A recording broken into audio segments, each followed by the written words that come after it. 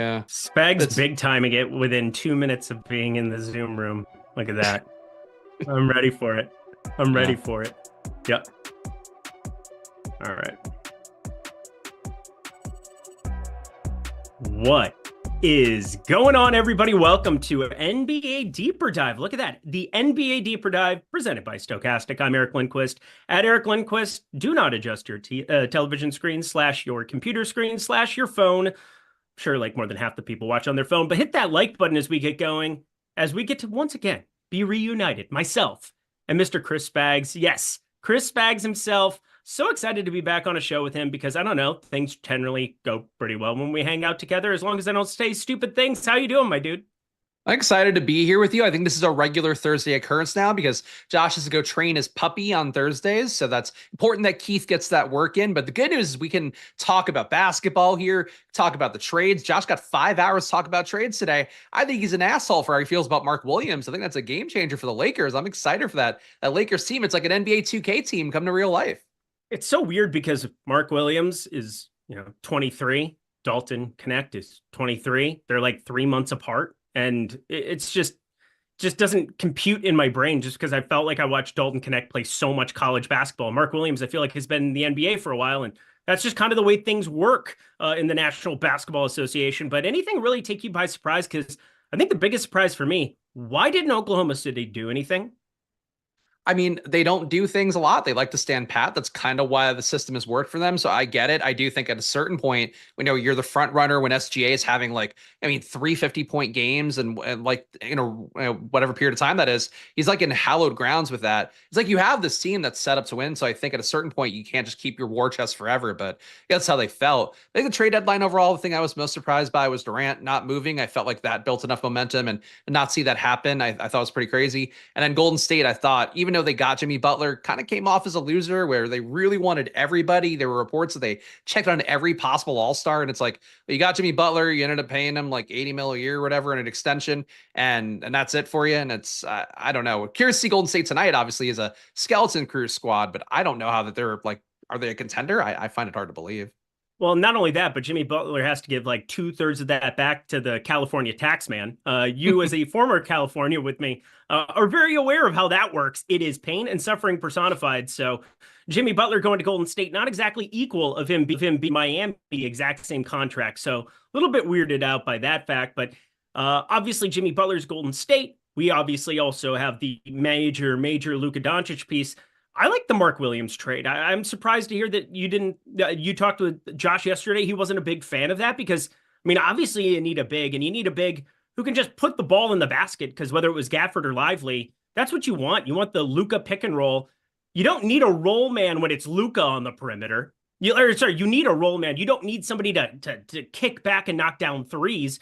You just have corner wings, and you get in the pick and roll 40 times a game, and you're fine.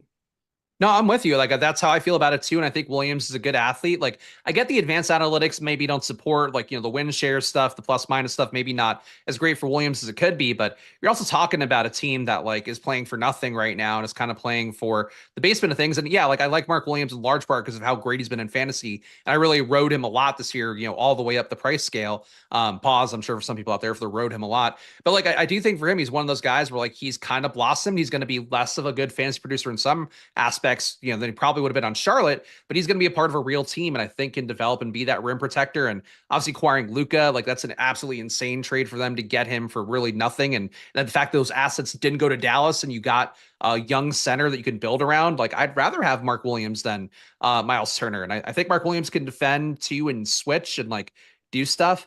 I just love the Lakers. I think their odds, their odds go up a lot, obviously, because they're a very public team and all that. But the future is for them to win a championship. I'd take the shot. I think it's gonna be a fun team to root for.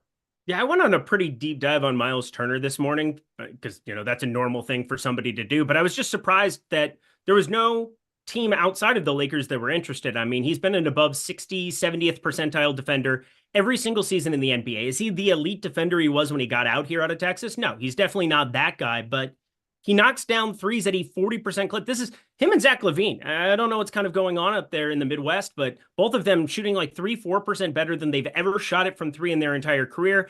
LaVine had a really tough first game there on Wednesday. We'll talk about him here today on Thursday, hopefully in a bounce back spot over 2.5 threes. Something that really stands out over on OddsShopper to myself from a projection standpoint to myself. But I'm with you. I think Mark Williams, a really good acquisition there, but a little bit surprised Miles Turner didn't end up getting moved because I feel like this is the third or fourth straight year where we were having Miles Turner's going to be a Laker conversations.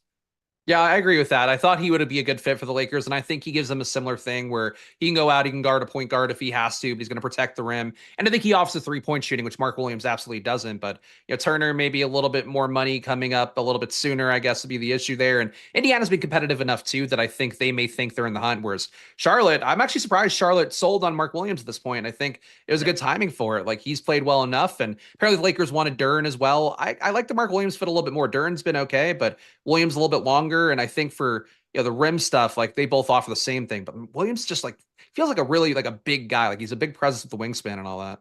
Yeah, and you get to learn from LeBron, probably the smartest basketball player we've ever seen, which I don't think you can understate that either, where whatever your ceiling was, whether it was like Kyle Kuzma with Washington where he struggled this year, it's like, oh, he looked pretty good when he played alongside LeBron. And you're going to see Kyle Kuzma, I think, play pretty well alongside Giannis and Lillard as well, relative to expectations. I think the same thing applies to Mark Williams here too, where LeBron is going to make really, really good basketball players around him because he knows where to put them, how to utilize them. But no matter what, Chris, no matter who you prefer to ride, I support you.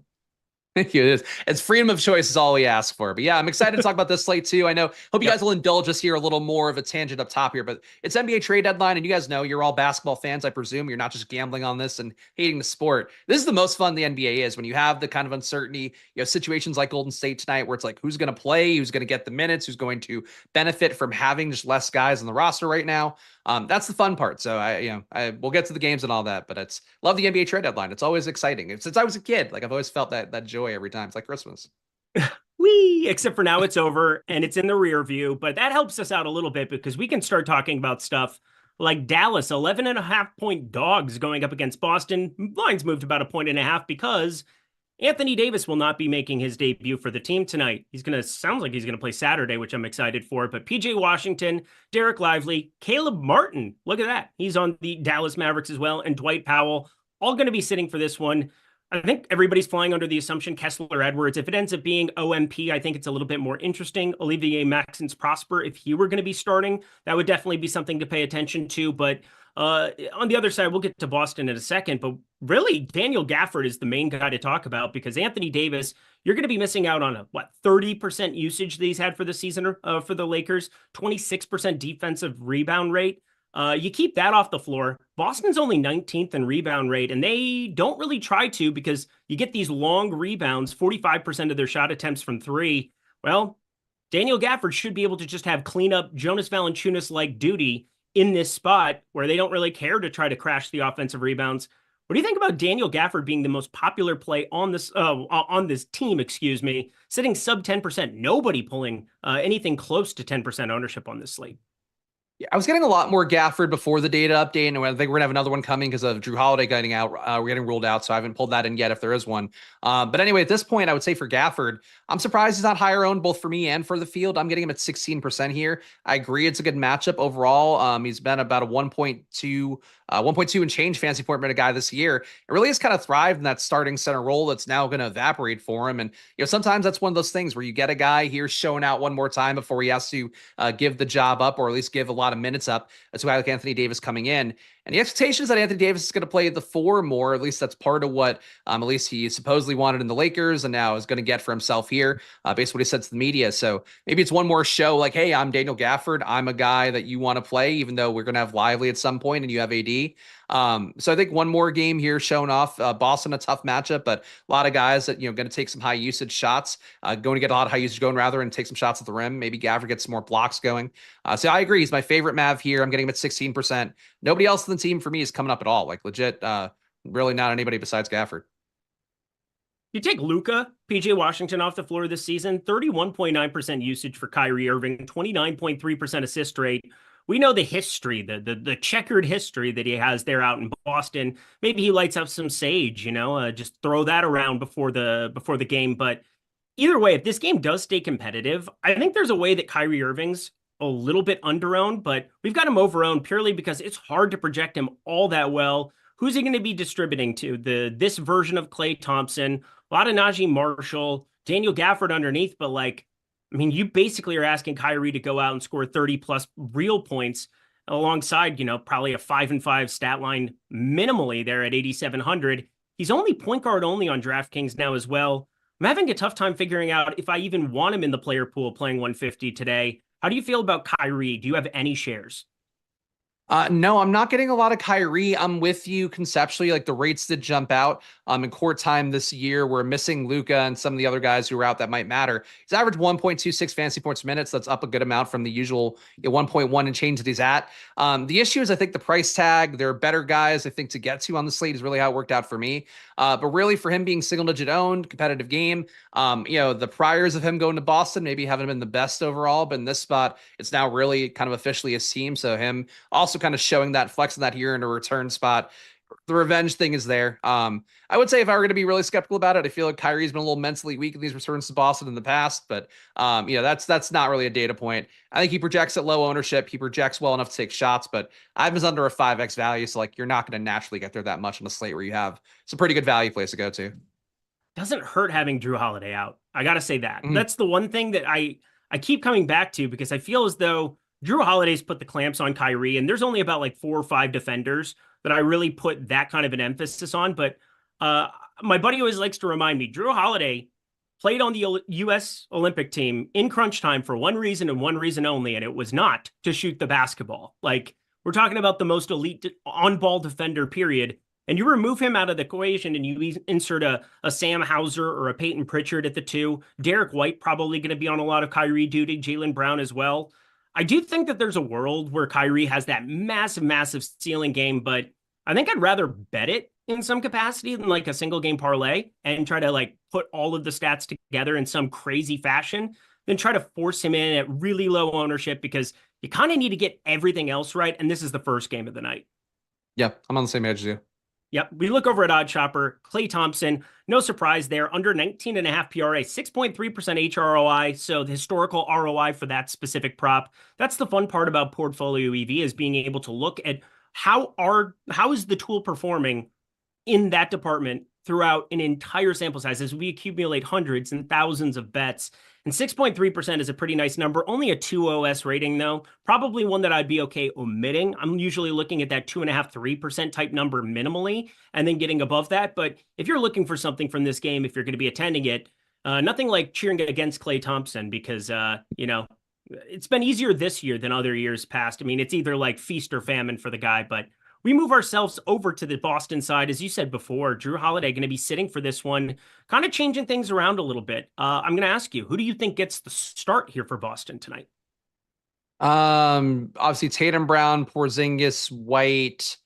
And I feel like one of the shitty guys, like a Sam Hauser coming in feels about right to me. Like I don't think they give up the Peyton Pritchard start. I feel like him playing off the bench, they'd like to separate that a little bit out. So I think Peyton Pritchard gets more minutes. He's probably the big winner for it, but Hauser 3,200 on a slate where there's not a lot of crazy value. He's a 0.76 fantasy point per minute guy on the year. I think he'll be close to playable. But yeah, I don't love the Hauser types usually, and I probably won't love him, but he is now, I would think, value that gets opened up if he does get a start here. What about you? What do you think? I think it ends up being Hauser there. I mean, there's a world where, if Anthony Davis had been playing, I think it would have been Al Horford. It would have been pretty easy to slide Al Horford into to have everybody slide down one spot. Derek White at the point, Brown at the 2, Tatum at the 3, kind of do it that way. But I think with this configuration, assuming that it's Kyrie, Dante Exum, Klay Thompson, I think Kessler Edwards more than likely going to be starting at the 4 for Dallas tonight. If it ends up being Olivier Maxence Prosper, as I said before, I could see a world where it maybe ends up being Al Horford, but I think it's most likely Sam Hauser. Yeah, I think, and those guys, honestly, similar per minute guys this year. Horford actually, despite the priors we all have for him, and we've liked him in the past, he's also a 0.76 fantasy point per minute guy. So really, whoever gets to start there's going to look a little bit more valuable, right? As a result of that. And, frankly, the team overall looks a lot better. They're projected for a modest amount of ownership, I feel like. Everybody here under 20%. The team overall, from not having Drew in, I think everybody's going to be a little bit more playable that we'll see in the updated data. Yeah, we're getting the data updated. I took him out and tried to run a sim here just a second ago. It's getting me to an eternal amount of Peyton Pritchard, and I don't want an eternal amount of Peyton Pritchard, even at 4,800. But he's always the guy that in these double-digit spreads, they said it before the season, and it's come to fruition. They want him to go out and close some of these games. And there's like an extra insurance policy, I think, on Peyton Pritchard's minutes now. I've got him projected around 27 fantasy points, and I'm curious where we're going to have him come in at because I ended up ramping him up more than 4 fantasy points more to account for no Drew Holiday there.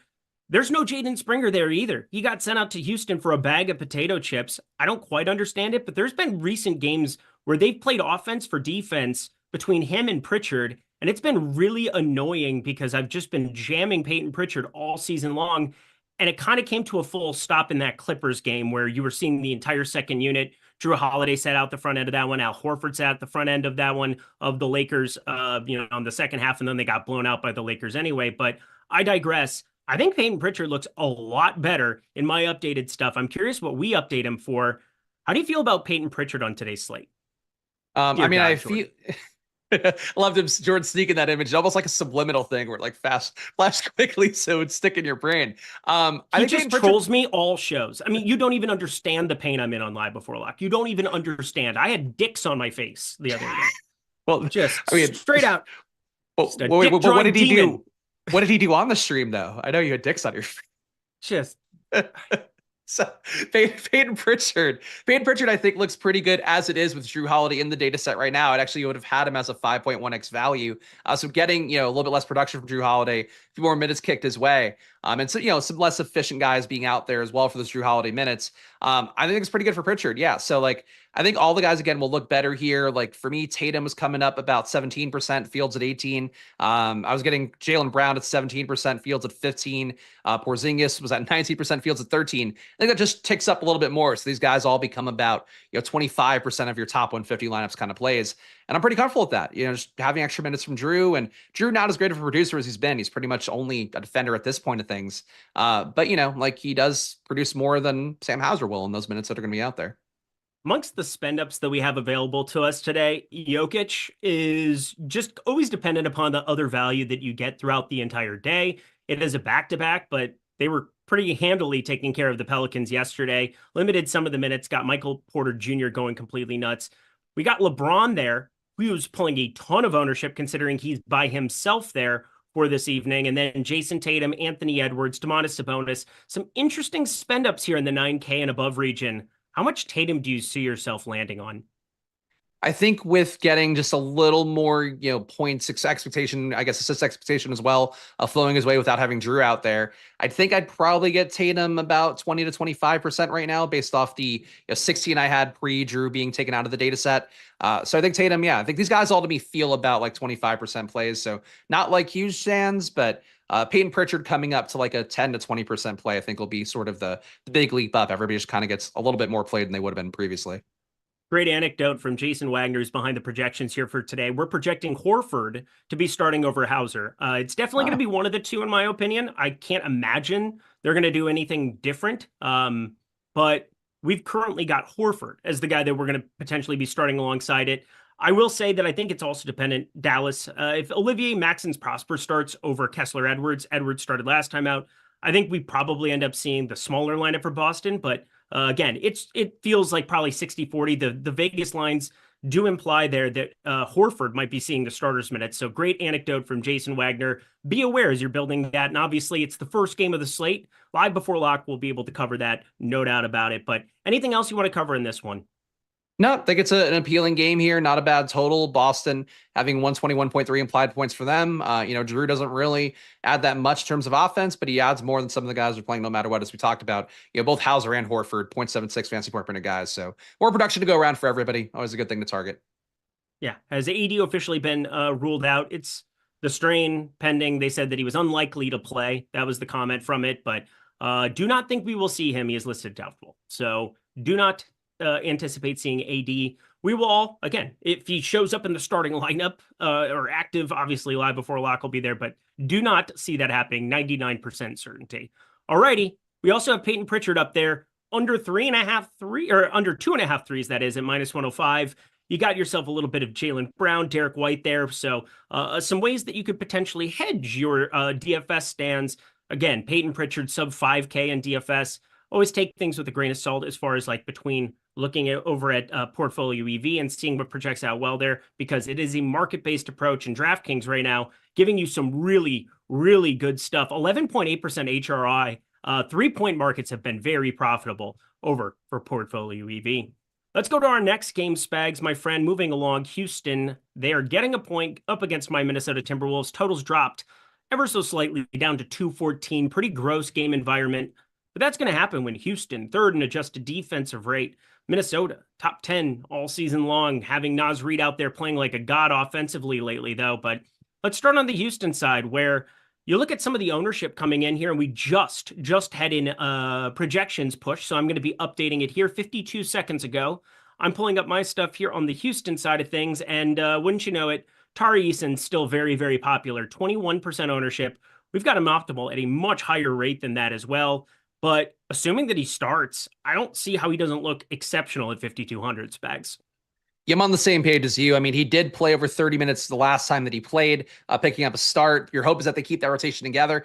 Houston local people, I mean, like the fans of Houston, the beat guys, they all love the idea of the terror twins, I believe is what they call Amin Thompson and Tari Eason together. Those guys starting together as well. Like, you know, Houston didn't make any big trade deadline moves. So like, this is the team you kind of have to go around. And I was saying it actually on my Splash Play show before this one. I feel like this is kind of like their trade is like, let's play Tari Eason more. Let's play Cam Whitmore and he'll be our heater off the bench. Obviously, Van Vliet coming back in is probably going to upset that at some point, but I like the lineup here with Eason. I like Eason getting potentially about 30 minutes here is what Stokastic has it as. He's been about a 1.1 fantasy point per minute guy, even accounting for this matchup today, and who's available for Houston, the team total. I'd still have him being about 1.04 today. So if he's going to play about 30 minutes at his price tag, he's one of the best players in the slate. I'm getting him in 59% of my sim lineups right now. I have to rerun stuff for Boston, but I think him being in about half or more of lineups feels pretty good. If the field's going to stay at about 25% for him. Yeah, one of my favorite bets of the day is Amin Thompson over 5.5 assists. That is definitely something that stood out to me early on this morning. I saw my buddy DK DFS. Always nice when you have somebody else that you find to be very sharp out there in the OS tails street that is in alignment with you. And Amin Thompson, one thing you got to keep in mind last 2 games ago was Alperen Şengün sat out. He had 11 assists. So there's a way where Alperen Şengün takes over some of the play, some of the duty there in terms of assists, potential assists, but 29 potential assists the last 2 games, 19 total, 9.5 per, still at 8 last time out alongside Şengün. Amin Thompson just does everything on a basketball floor besides shoot threes. I mean, he's just incredible. He's also point guard, small forward, and I currently have a very large stand on Amin Thompson at 8,400. It's a gross game environment. I don't know what value is going to potentially be coming out down the way. We got to pay attention to Golden State like crazy because Moody, Quiz Santos, their statuses really, really matter as far as what happens with the rest of our lineups, as well as our next game, Orlando, Denver, which isn't the best game environment either. But Jamal Murray and Aaron Gordon are questionable. And if we don't have that news here at 8 p.m. Eastern time, you're locking in some lineup spots on an 8,400 guy where I'd really want to be overweight to some Denver pieces and not necessarily have 32% of my lineups have Amin Thompson. What are you planning to do with him? And is it somewhat news related for you as well?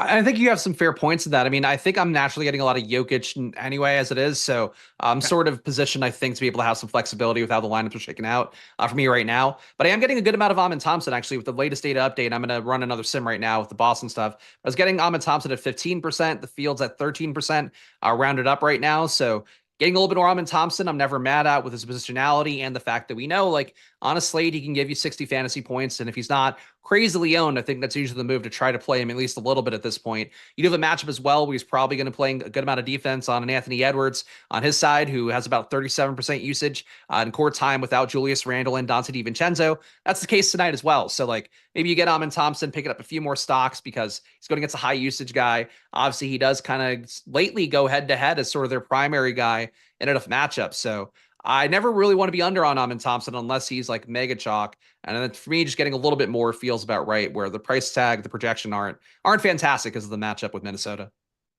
Anything else you want to take a flyer on? Because that's kind of what it feels like. We got that weird Aaron Holiday start last time from Houston. I don't think anybody fell for that really. So that didn't necessarily come to too much fruition. We do have Steven Adams doubtful on the other side there. You have Jabari Smith out. And so Jock Landale could walk into some interesting backup minutes, but I don't think we need like interesting backup minutes from a 3K Landale here in this spot. I'm a little surprised they didn't ship off Jeff Green, that they didn't do anything there, try to upgrade anything there for Houston, because you have an Amin Thompson, you've got a pretty decent young core. You got some vets like Fred VanVleet over there. Alperen Sengun's form coming into form here if he can stay healthy. I'm just not really getting to anything else from Houston other than Eason and Thompson.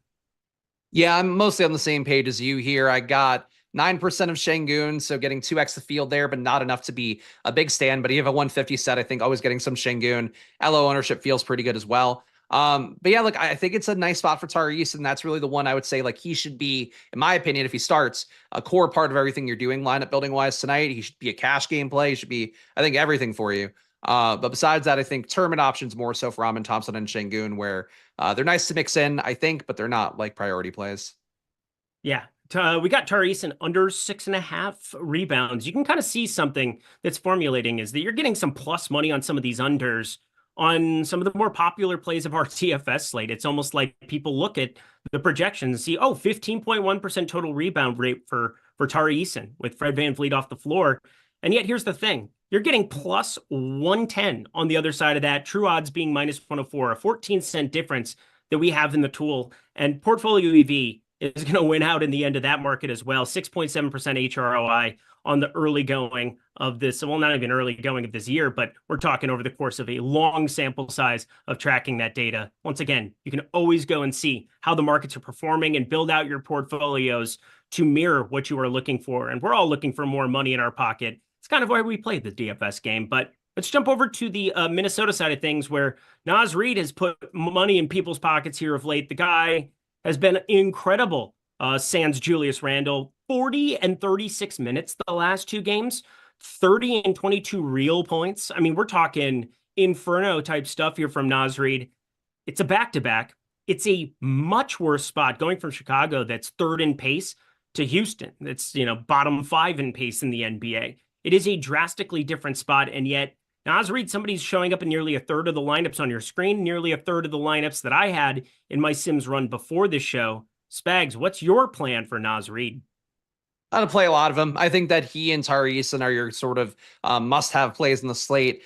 Basically, Nas Reid, getting a little bit of a boost up as well because of not having DiVincenzo and obviously Randall in there in particular. And frankly, I think he's been a better version of Randall where he actually, shoots well. 62% true shooting for Nas Reid on the year. Obviously gets some shots at the rim, but he shoots enough threes. That's like legit impressive for a big guy. And he's playing or projected to play, 33 minutes of this game. That's a lot of run for a guy who's been over 1 fantasy point per minute on the year and has that upside where if he hits some threes, starts getting some extra rebounds and blocks, he can really break a slate. So I think Nas Reid's your priority play. Everything else I think is certainly playable, like a tournament level for Anthony Edwards in terms of ownership at 7%. He does get about, as I mentioned earlier, 37% usage. I think it's just shy of 1.4 fantasy point minutes as well, and court time without Randall and DiVincenzo. So maybe he can beat out a tough defense, but like we've seen Amin Thompson destroy people who are really good. Like Jason Tatum had a really tough time against Amin Thompson for at least the first 3 quarters of that game against Boston. So maybe you worry about that a little bit for Edwards, but just the usage is a lot for him. So I think taking shots on him at low ownership looks good, just not as good anywhere near Nas Reid. So many people wanting to bring up Chris Boucher from yesterday. First off, I ended up on 8% when it was all said and done out of my 150. That is 8% that was sent off to the gods. I had quadruple that in Giannis Antetokounmpo that was sent off to the gods as well, but didn't see him playing 0 minutes. He was not projected for 0 minutes anywhere. Apparently was still sick and just sitting there. So that was a bummer. I apologize, but we got Rashawn Holmes starting, which turned a lot of my lineups into Kelly Olynyk, Rashawn Holmes combinations. So is what it is. I apologize.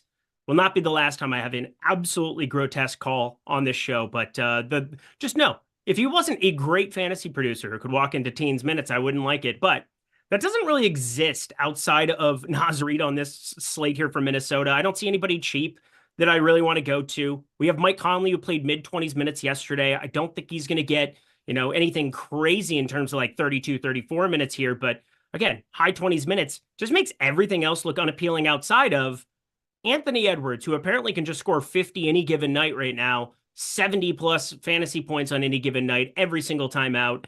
The guy's been insane for the last couple of weeks, but pulling just 8% ownership because he is so scoring dependent. Him versus Amin Thompson, get your popcorn ready. But do you have any in your lineups? Yeah, I mean, I'm only getting 2% of Anthony Edwards. Like, yeah, like I think you can justify it either way. If you're getting more than the field, great, because he's single digit owned and he can certainly come through in a tough spot. But as I mentioned, like we've seen Amin Thompson do enough against really tough, wings slash, even bigger men like Tatum, who I talked about. So like I'm with you on the concept of Anthony Edwards. Think that he has the upside, but like you are taking on a little more risk. And I really would never worry about individual matchups in basketball. But Amin Thompson is one of those guys where he's probably going to be put on a lot and. It's going to be a battle. It will be an entertaining battle and also a battle too with frankly not the highest combined total here, not the highest team totals. So something to keep in mind. This is like Gladiator where they puncture the guy, where Joaquin Phoenix like hits him with the little blade before they go out and fight. It's like Ant just had to play 35 minutes yesterday and just go completely nuts. So he's going to be down a leg and Amin Thompson gets to come in fully rested. That's not fair, Spags. It's not fair. No, it's not. But at least they're playing in the games. That's really the big thing here. If Joel Embiid were in this game, my God, he'd be in another country. Yeah, you would have sold your tickets by now and been like, oh, he's not playing both. He's not playing Which both. chance?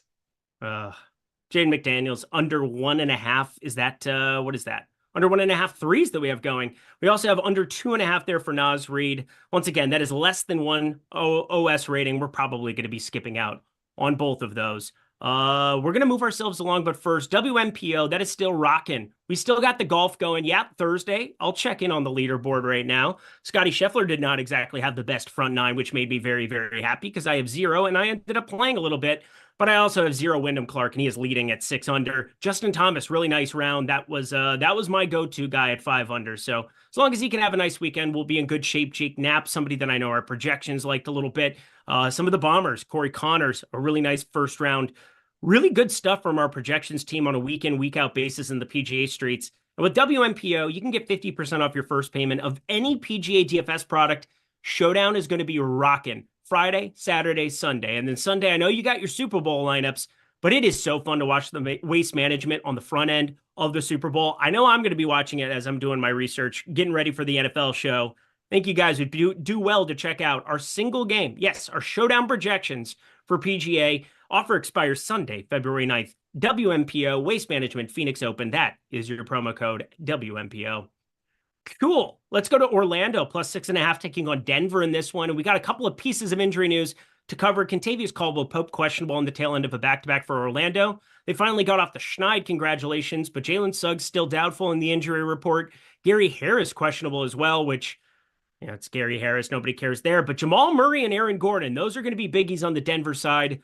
Let's start with Orlando because they never look all that appealing with everybody back. We're still kind of waiting for some correction in prices. They look eerily, auspiciously similar to what Dallas does on this slate. Any Franz Wagner, Paulo Banchero, because outside of those two, I can't make a actual justification for anybody unless we get both of KCP and Gary Harris out. Yeah, I'm under on Orlando, and I mean, nobody's going to own him anyway. Like everybody here is under 10%. But Franz Wagner is at 9% and change projected ownership by Stokastic. I'm getting him at a rounded up 7. Banchero's at 8%. I'm getting 2% there. And, look, for tournament plays on a slate that's not that large, I could certainly see going here. But, it's just Orlando's not a fast-paced team. Denver will be a little bit of a pace up for him, and Denver's defense is a little bit soft, at least, in a league average kind of way. But not enough to like these guys at their price tags that are kind of aggressive. Even with Suggs out, it's just, there's not enough here. So, I think you want to take tournament upside for Franz and Banchero, especially if you're playing Jokic. I could see doing it. But really, these guys just don't project well at all. Yeah. There's a part of me that wants to take a shot on Cole Anthony, but he's 6K, man. Like, what are we actually doing having a 6K Cole Anthony with Wagner and Banchero back? What are we actually doing? Yeah. Also, Anthony Davis officially ruled out. So people who doubted Mark Stein's reporting or whatever, now it's confirmed. You'll have to wait till Saturday. Yeah, on FanDuel, Cole Anthony is pulling a little bit of ownership, 22% ownership, in fact, 5,300 for him there. Goga Batadze has power forward eligibility over on FanDuel as well, 5,500. Somebody that I was getting a lot of in the Sims before this show, but doesn't look like I'm getting to that much anymore, and I'm not sure why that is. Oh, Drew Holiday being out, that would be, of course, why.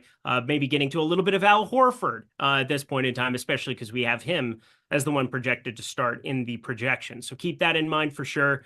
Yeah, I don't have a whole lot to talk about from the Orlando side, but there's a lot to talk about with Denver because the prospects of what could be here is outrageous. If you get Jamal Murray out, we already know that they're going to be playing basketball today without Russell Westbrook. We already know that they're going to be playing basketball today without Peyton Watson. Who the hell would start if Murray and Gordon sit? It's a great question. I think Zeke Naji, I know Josh mentioned yesterday on the show with him that Naji's getting some more minutes at power forward. So I would think that he'd be one of them. And I guess, I mean, they really don't have another point guard who plays. I guess Trey Alexander, well, Jalen Pickett's getting minutes, but I don't think he'd get starter minutes. I feel like they would just start Strother and not have a true point guard out there, but it would certainly make Jokic look like an even better play. I think it's insane. I don't care about the matchup, the back-to-back, whatever. Jokic at 5% is a play that I would never be under on. And I play Jokic every night. Maybe that makes me a slappy or whatever for him a little bit too much. But he's been so good on the year. I mean, even with an Orlando matchup where it's going to be lower pace, tough defense, like that's where Nikola Jokic can carve you up in the half court. And if, God forbid, you get Murray and Gordon out, like the only way they stay in this game is if Jokic is good. And maybe they run the risk then of getting blown out, but Orlando, not really a team that blows you out too much either because of how slow they play and how defensively minded they are. So I think Jokic is an unbelievable play at 5%. And the other guys too, if everybody's in, they look okay. And if Murray and Gordon are out, then pretty much Brown's in play. Everybody's left's in play. I think Najee, Strother, I think they're all in play at that point because it's pretty short rotation at that point. Jordan Klein, let's see how good of a producer you really are. I need to give this to Spags. It is called the Nuke of the Night. People are asking for it in the chat. As long as you hit the like button right now, hit it right now, we'll go to the Nuke of the Night animation. Click.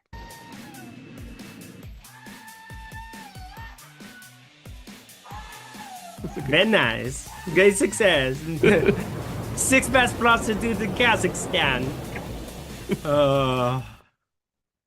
not the felt good. Wait, it's not the full one with Greg looking at the bomb. I see that one on Twitter all the time, and that one's really sick. Where it's like, it's pretty cool. Yeah, that's a really good one. I mean, that one's shorter, obviously, which makes sense for the show. But hey, you're nuking Oppenheimer. Oppenheimer. Yeah. It is what it is. So basically, this is just our ridiculous bit where one, they can blow my dick off with an animation, but two, it is truly just a tournament play that is off the board. I always go very low owned in some capacity or try to go, against the grain. Mine is dependent upon news, but I believe I know who starts in the event that you have Mr. Jamal Murray ruled out. Jalen Pickett, your nuke of the night. He is a flat 3K. He's been in the rotation the last 3 games just ever so quietly, but he's been effective. He's got point guard, shooting guard, and I really don't have an issue. If they want to make it Trey Alexander for whatever reason, sweet. But I'm pretty positive that it isn't going to be Strother out there, that it's going to be Zeke Naji that would replace Aaron Gordon. I'm pretty confident of that because we've seen that recently. But the Jamal Murray one would be awesome because I think your best tournament play potentially is a flat 3K Jalen Pickett who's played 15, 13, 12 minutes the last 3. God, you know what? As long as he sees the floor and puts up a fantasy point, he's going to beat Chris Boucher from yesterday. Yeah, I think it's a good move in the right direction for you. Seems like the chat will be happy with that. And yeah, I get it. Like I think Pickett's projected for minutes right now. I would watch out for the starter because I think it's possible you don't need to play the point guard for real with obviously having Jokic out there and some guys that can kind of handle. But I agree. And maybe you wouldn't have to worry about it at all. Like maybe Murray goes and it doesn't matter. But I like your nuke of the night. But what if Murray plays? Then who's the nuke of the night? Nobody. Nobody was the new nuke of the night yesterday. A big fat goose egg as he sat on the bench and looked out there and wondered why Toronto hates him so much all the time, even though all he does is put up buckets when he gets on the floor. But that's beside the point. They could have traded him too. He was the same salary as Kelly Olynyk. Like I was looking at the trade machine yesterday. I was like, who's it going to be? And it was Olynyk that got traded, but they wanted to get rid of Boucher. They could have. They had their out finally. And Kelly Olynyk's Canadian. Like, why? Why would they do that? Yeah, whatever. Especially when they've overpaid RJ Barrett. Well, Barrett's actually playing well this year, but yeah, they brought Barrett there because he was Canadian. That was a big part of it. I think Christian Brown would look especially better if you get the absence of Aaron Gordon.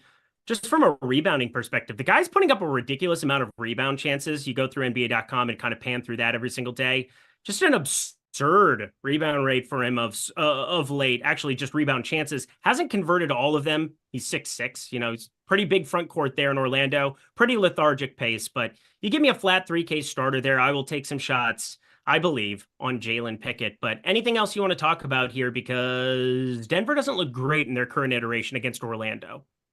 No, I mean, look, I think Jokic, I have 7x the field on him right now with 5%. So I'll be there about a third of my lineups no matter what. I think that it'll get better, but you run the risk of, maybe a little bit too short of a crew if Murray and Gordon are out. But definitely a spot to watch here and one to try to plan around, maybe wait your projections for the late game, something like that. Make sure you have flexibility in case you do get both Murray and Gordon out. Yep, we got some Jokic unders at the top. I think maybe waiting till you get that official news, because if Jamal Murray sits, I expect Jokic's usage, and I expect that number to bump up to 30.5, 31.5, even against these Orlando Magic. But otherwise, under 29.5 with everybody in would look really, really good. And again, if everybody's in, there is no Nuke of the night. I apologize. Alrighty, y'all. To the next game we go. Golden State. This is a doozy. This is probably the one that we're going to cover the most hypothetically out of the course of this show. Plus 6.5 on that side. They are getting 6.5, taking on the Lakers 222 and change pace. And we obviously saw both of these teams just break news, break headlines over the weekend with the deadline. And obviously yesterday, Jimmy Butler, now a part of Golden State. But what happened as a result? Dennis Schroeder was shipped off to somehow the Utah Jazz, and now he's going to be on the Detroit Pistons. Life comes at you fast. Andrew Wiggins, excuse me. He is sent off to Miami along with a number of pieces. You got Kyle Anderson gone. You've got Moses Moody questionable. You've got the back-to-back where they don't have Curry and Draymond Green on the injury report, but Trace Jackson Davis, if you remove him from the equation as far as like they just don't like to play him, pretty much all you have is front court depth and no real backcourt depth. And that kind of makes things interesting for Brandon Pajemski, for Steph Curry, for some of these other pieces on the Golden State side. The thinner they get, the more they're going to pop. Brandon Pajemski, man, I don't know how you even start to build a lineup today without clicking on him first. He is in 80% of lineups right now, but he played 39 and change minutes, nearly 40 minutes at Utah yesterday. They don't have anybody else that they can play at the position, Spags. Yeah, I think that's the thing that stood out for me as well, where I was kind of worried about Draymond being back in, having the Q tag guys available, as opposed to, how Pajemski looked before. But in reality, Stokastic bump, Pajemski's minutes down to 34.2 actually does feel reasonable because they just don't have guys to fill in for the role like Pajemski does. And doesn't really gain much in the rate data with Wiggins out. Like basically everything stays flat for him. He's about a 0.88 fantasy point per minute guy, no matter what he's doing. But I think he's a good enough play at his salary. I got him in 83% of my lineups. The field to be a little bit higher than that, but really, if you're getting him a good amount, I think so. And I see the chat's asking me for a Nuke of the night, but I feel like yes. we can have a guest one as well. Nuke of the night. I thought we were getting a trade deadline and I could do some swapsies, try out some new partners, but the wife said, no, not allowed. So unfortunately, I have to focus on the Nuke of the night. It's Brandon Pajemski. I love his broccoli haircut. Just want to grab it and swirl him around. I would have traded with that guy any day of the week. Instead, I'm just going to cram him into my lineups. It's Pajemski time. Pod City. Go play him. Did you just make an 80% owned player on a 6-game slate the Nuke of the night? I don't know what the rules are. That's more of a live before lock staple, but that's what Puppet Lindquist felt was appropriate. Nuke of the night. Nothing Puppet Lindquist does is appropriate. Also, why are his pants down? That's a great question. He was just sitting back. I was just sitting back there, I guess, and had to go potty. Puppets go potty. What is Everybody Poops, Eric? I think we all know that book. Why does Puppet Lindquist smoke now, too? What happened to his voice? What is actually going on? We've become a bitter Puppet Lindquist in our years. Our 5th year at Stokastic. I mean, it's just wild. Was my voice higher before? I think it's because maybe my voice is a little tired. The guy who's got his hand up my butt has been solo dad duty for the second week out of 2.5 because the wife's on a work trip to Germany for Jägermeister. And I'll tell you what, they do a lot of drinking on these quote unquote work trips. This is me talking through the puppet now. Buddy Hield is 50% owned. Kevin Von Looney is very popular. Steph Curry, very popular. You obviously need to be paying attention to news, and the timing of the news is really going to matter. Is there anything else you want to prioritize from Golden State? I think there's a lot of good plays there. Buddy Hield, I'm with you, getting a 62% of lineups. Kevon Looney, 31% above the field there. Steph Curry, getting him in 25%. His rates go up a good amount from not having Wiggins and the guys out there. I'd have him at 33% usage in that court time. Without those guys, 30% assist rate as well. So really noteworthy jumps up for a guy in Steph who seems like not quite getting as many shots up, not as many assists overall this year. Golden State is just too shorthanded. So really anybody you want to play here is good. And look, the nuke of the night's the nuke of the night. I think that Brandon Pajemski is going to be worth all that ownership as well. Yep. I'm not going to make a lineup without him today. Probably wasn't going to last night once I saw 40 minutes, and that's probably not going to change at any point throughout the day. There's always a case to be made for going underweight to somebody who is that popular, but at 4,400, if he sinks the battleship, playing in zillion minutes because he has to, he'll sink the battleship, and I'm just fine with it.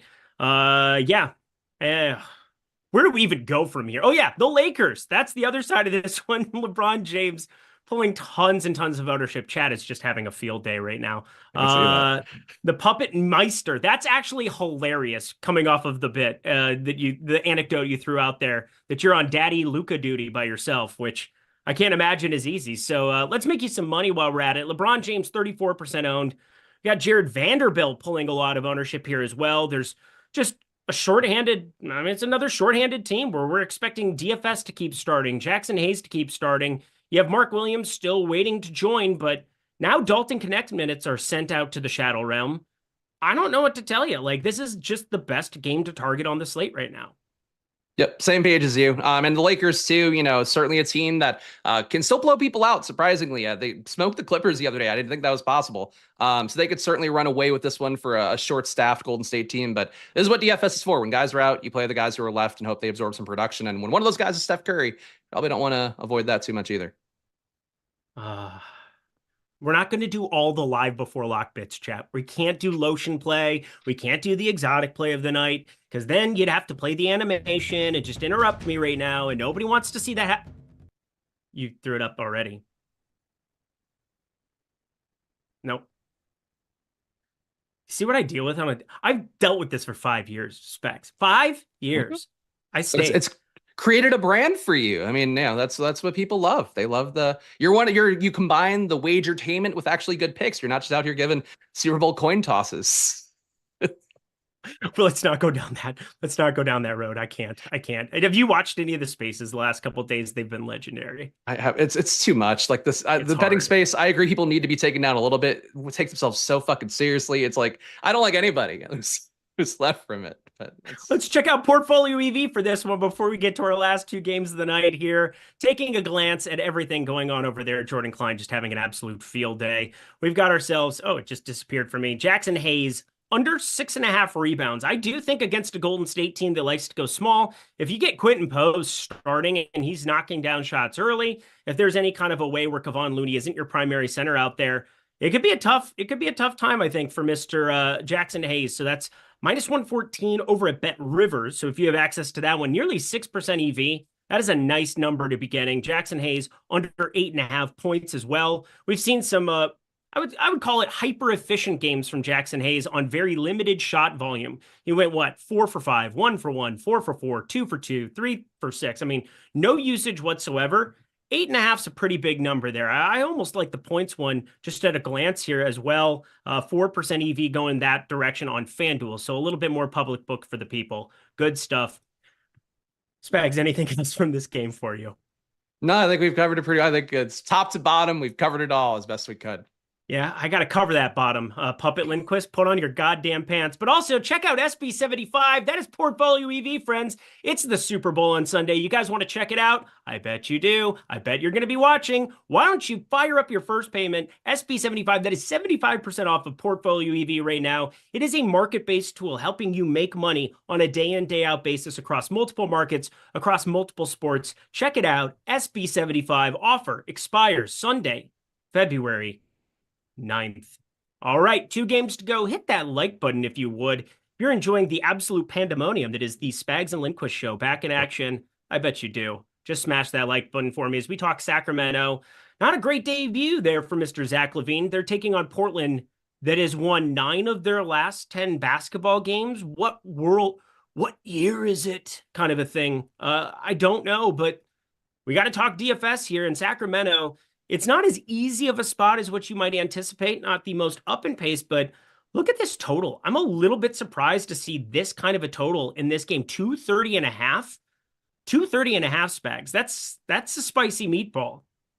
Yeah, these guys don't look bad. The biggest issue I have for Sacramento really is like adding Joe Val in the mix. How many minutes does he get? Stokastic has him at 12, which I think is a reasonable kind of middle ground.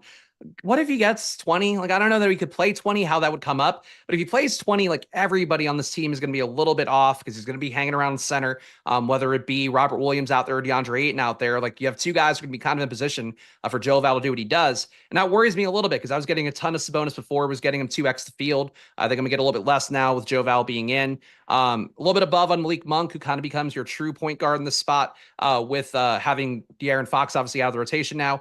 Zach LaVine had a weird start, which I think Eric mentioned in the beginning of the video, where he had basically averaged 0.7 fantasy points per minute. Obviously, he's going to find his role, get there a little bit more. But, it's like a kind of crowded rotation now, and you had Joe Val in, and I don't know what he's going to do. So, I'm with you. The total looks good. I'm with you. The matchup should be more competitive, and Portland's clearly showing something right now.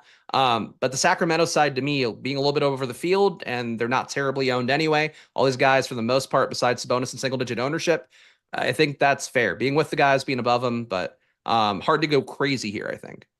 Yeah, I'm not really getting to anything outside of a little bit of Sabonis. And then on FanDuel, Malik Monk's pulling a lot of ownership, and I ran a sim, and I really don't get to him whatsoever. 36 fantasy points, 7,800, LaVine there. And as you said, I expect that fantasy point rate to go up, up, up. Now, LaVine is there for his three-point shooting, 44% three-point shooter. He is there to space the floor. That's where I'm looking at 2.5 threes for Zach LaVine. It was plus 110 that I got it at, sitting at even money here right now. I still think that that's somewhat advantageous. Zach LaVine is there to space the floor. De'Aaron Fox, not a great three-point shooter. They have Malik Monk. They feel as though he's the better shooter and better ball handler between the two. Although De'Aaron Fox, 12, 13 assists in his debut. That was a nice surprise to see. Not a surprise, I bet it, up to 10. That felt good. But I look at everything here as just kind of dependent. Like, Sabonis does have power forward eligibility on FanDuel at 10K. That's at least somewhat appealing, but yeah, it's just not the normal spot you would think for Sacramento going up against Portland. Yeah, I'm with you. And honestly, I didn't even realize till you said it. Zach LaVine, 64% true shooting on the year is really unreal. nuts. And it makes it, honestly, to me, even more egregious that Golden State didn't get him when he was in range, and they could have done that. And like Butler is going to come out, is going to do some good stuff, but like, you probably need another shooter. LaVine can do a little bit of everything, and he's an athlete. And at some point, you could hope maybe you could coach him into being a defender in a spot that matters. LaVine's been good. So, like, yeah, I agree. He's going to fit in well here. I question his rates from Chicago carrying over as they were, but I think, LaVine's going to have better days than he had the other day, clearly. Yeah, I would hope so. Otherwise, you're going to see him really screwed. He will really screw over Sacramento. But I think Sacramento, they're kind of used to that with everybody that they acquire. Let's talk Portland, where I look over at DraftKings right now, and it's kind of interesting to me because these minutes have been way up for these starters. Deni Avdija pulling 20% ownership, but I weirdly think that it's pretty justified, maybe a little bit overowned, but I'm getting lots of him. I'm getting lots of Anthony Simons. We're talking about 66 and 6,500 respectively for guys that are playing upwards of 36, 37 minutes in some of these spots, up to 40 minutes. I mean, if this continues to happen on these, obviously they run a back-to-back their previous two, and, you saw a little bit more Scoot, a little bit more Shade and Sharp as a result, but I think Deni and Simons are two of my favorite tournament plays on the slate.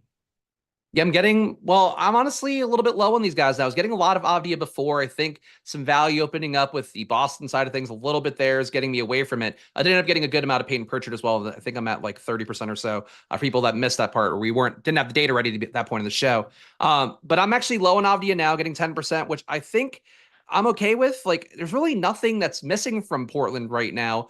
These guys, I think, are appropriately priced. Avdija, not quite 7K, not quite 6,500. I think that's a good range for him. So I have no issue with Avdija, but it feels like a lot of ownership going for him, I presume, because that small forward, power forward eligibility works well and he projects well enough.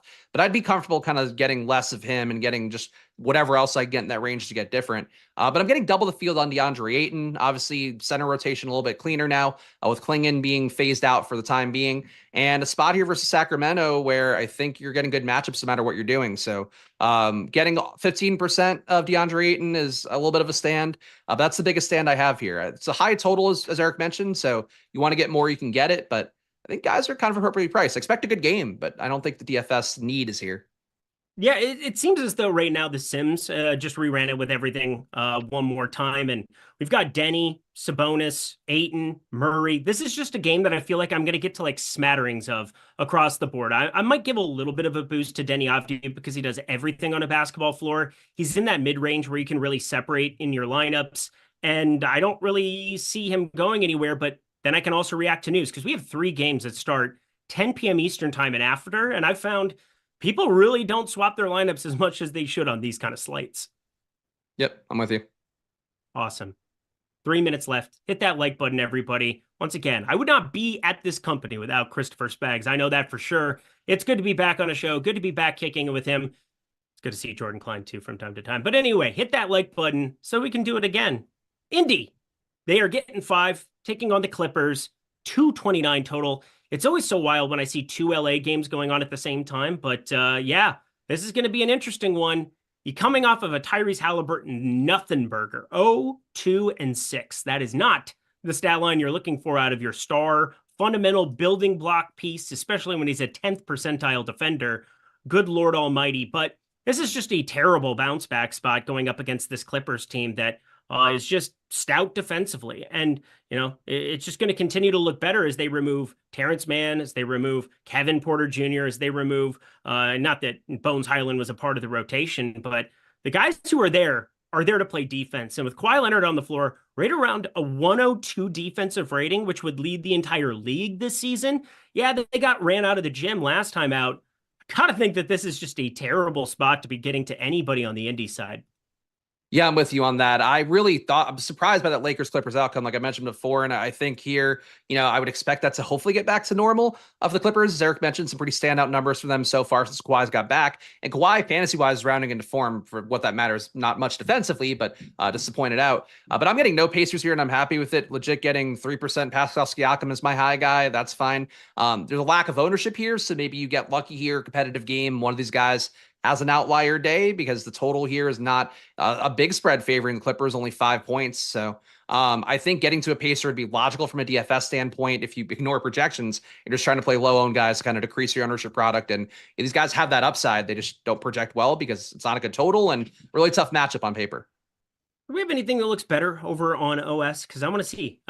Show me Portfolio EV here, Jordan Klein, because I'm pretty positive that this is a team that I am not high on whatsoever for today in this spot. And I would love to be able to get on some unders or maybe some combination of some unders on the indie side of things, because just don't think they're going to be able to score very much and generate much offense. Maybe Tyrese Halliburton can't play worse than what he played last time out. They put up a grand total of 89 points up there in Portland, but that was also the second half of a back-to-back coming off of playing in Utah.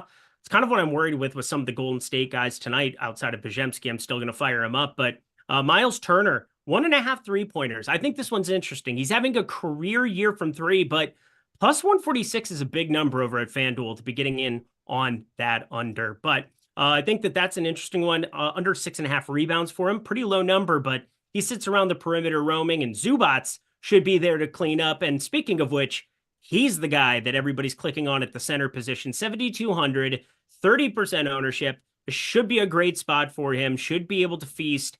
James Harden, 24, 25% ownership. Just fine with that here at the moment. Norman Powell is out there to score and score alone. Chris Dunn, even with all of the absences. No Kevin Porter Jr. behind him. Going to be primary backup now behind James Harden. I think that there's some shots that we can take on these guys considering the game environment with Indy on the other side. Spags, who are your favorites? Yeah, I'm getting a good amount of these guys here. The field's going to be about a quarter of ownership on Harden, Zubac, Norman Powell a little bit less. I'm up on Powell, getting him at 25% of my lineups. A little bit less Zubac, getting him at 21%, but frankly, that's enough with Zubac being at 30. I think that's close enough in my range and getting some different guys. I'm okay with there, but really not a fade on Zubac, just a little bit less. And with Harden getting 22% of him as well. Kawhi's the one I'm the most curious about because the rates are really starting to jump for him, where initially when he came back, he was around like 0.9 and change fantasy points a minute. Now he's creeped up to 1.1, kind of looking like old Kawhi in terms of the rates as well. So like I feel like getting early to him would be your one way to get less ownership and get away from kind of a crush of ownership going to Powell and Zubac and Harden. But I think Kawhi, I could get why you wouldn't take that leap yet. I just would rather be early if the minutes come up 1 or 2. Maybe he gets there. But the Clippers are a good team to choose from today. Indiana, kind of middle of the pack team in terms of pace, in terms of defense efficiency and all of that. And the Clippers are a team that probably wants to bounce back after a not great showing last time versus the Lakers. Yeah, it was pretty putrid. Kawhi Leonard would have been a great nuke of the night. Keep that one for reference next time, Spags. Well, I mean, look, the puppet chose what he chose. I'm only a vessel. I can't really do anything about that. Puppet Lindquist is a chalk donkey. That's what we're getting at. Absolute chalk donkey. Is it wrong? Oh my God. We did some bits. We did some banter. We got live before lock coming up here right now. You don't have to turn that dial. You can check out playback, of course, and be able to play along with the screen over there as too. But 6 games up, 6 games down. Got to hang out with my friend Chris Spags. Tell the people where to find you first off. Tell them how to follow you, and then we'll get the heck up out of here. You can check me out on Twitter at Chris Spags. And I'm not on there too much these days, but check me out on YouTube at Splash Play NBA. I do a stream there every day for this one. And I saved the puppet for Eric. It's great to be here with him today, be able to break the puppet out, not feel weird, even though who knows why the puppet's pants were down. We may never know. I legit don't. Lay down the cigs. We gotta put down the cigs. Again, I don't know why. He just had smoker's voice today, but you know what? It's all right. It's always good to see his lovely face. That's Chris Spags, everybody. That's Jordan Klein as well. He's not going anywhere. We got my guy, Greg Ehrenberg, Matt Belman, coming up right now.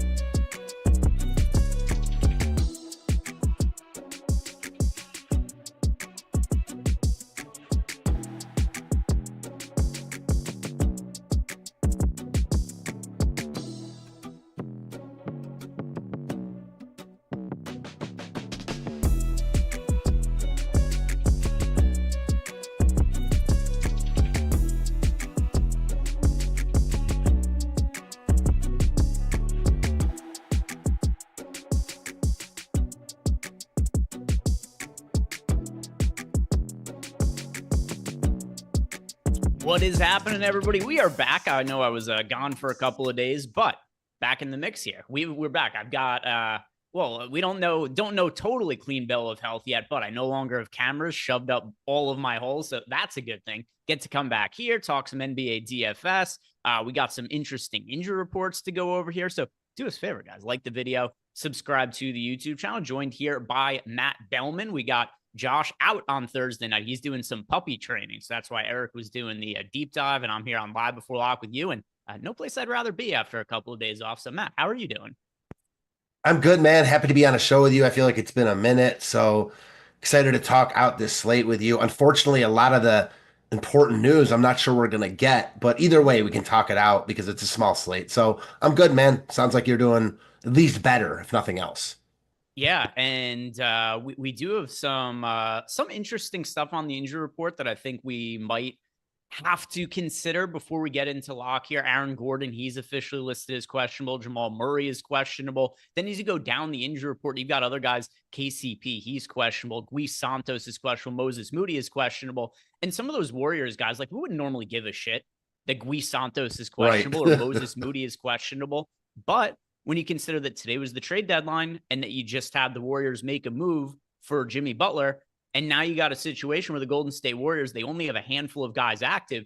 You have a situation here where if Santos and Moody don't end up playing, then how many guys do the Warriors have active? They're going to have Curry, Pajemski, Buddy Hield, Draymond Green, Quentin Post, Looney, Peyton, Pats. I mean, we could see them with 9 active guys today.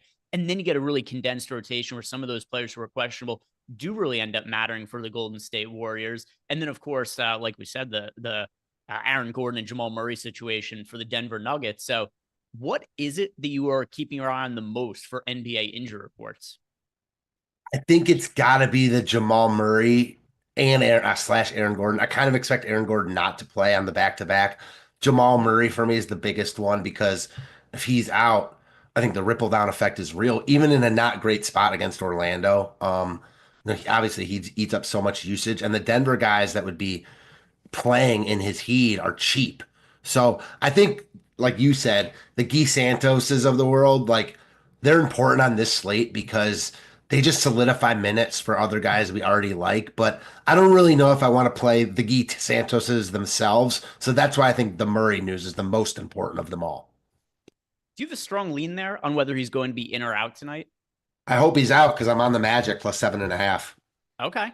And already you've got some good line value there. I mean, the line's at 6.5, so you've got yourself a point. And then if you get Aaron Gordon and Jamal Murray both out, what, the line's going to be 4.5, 5, something along those lines?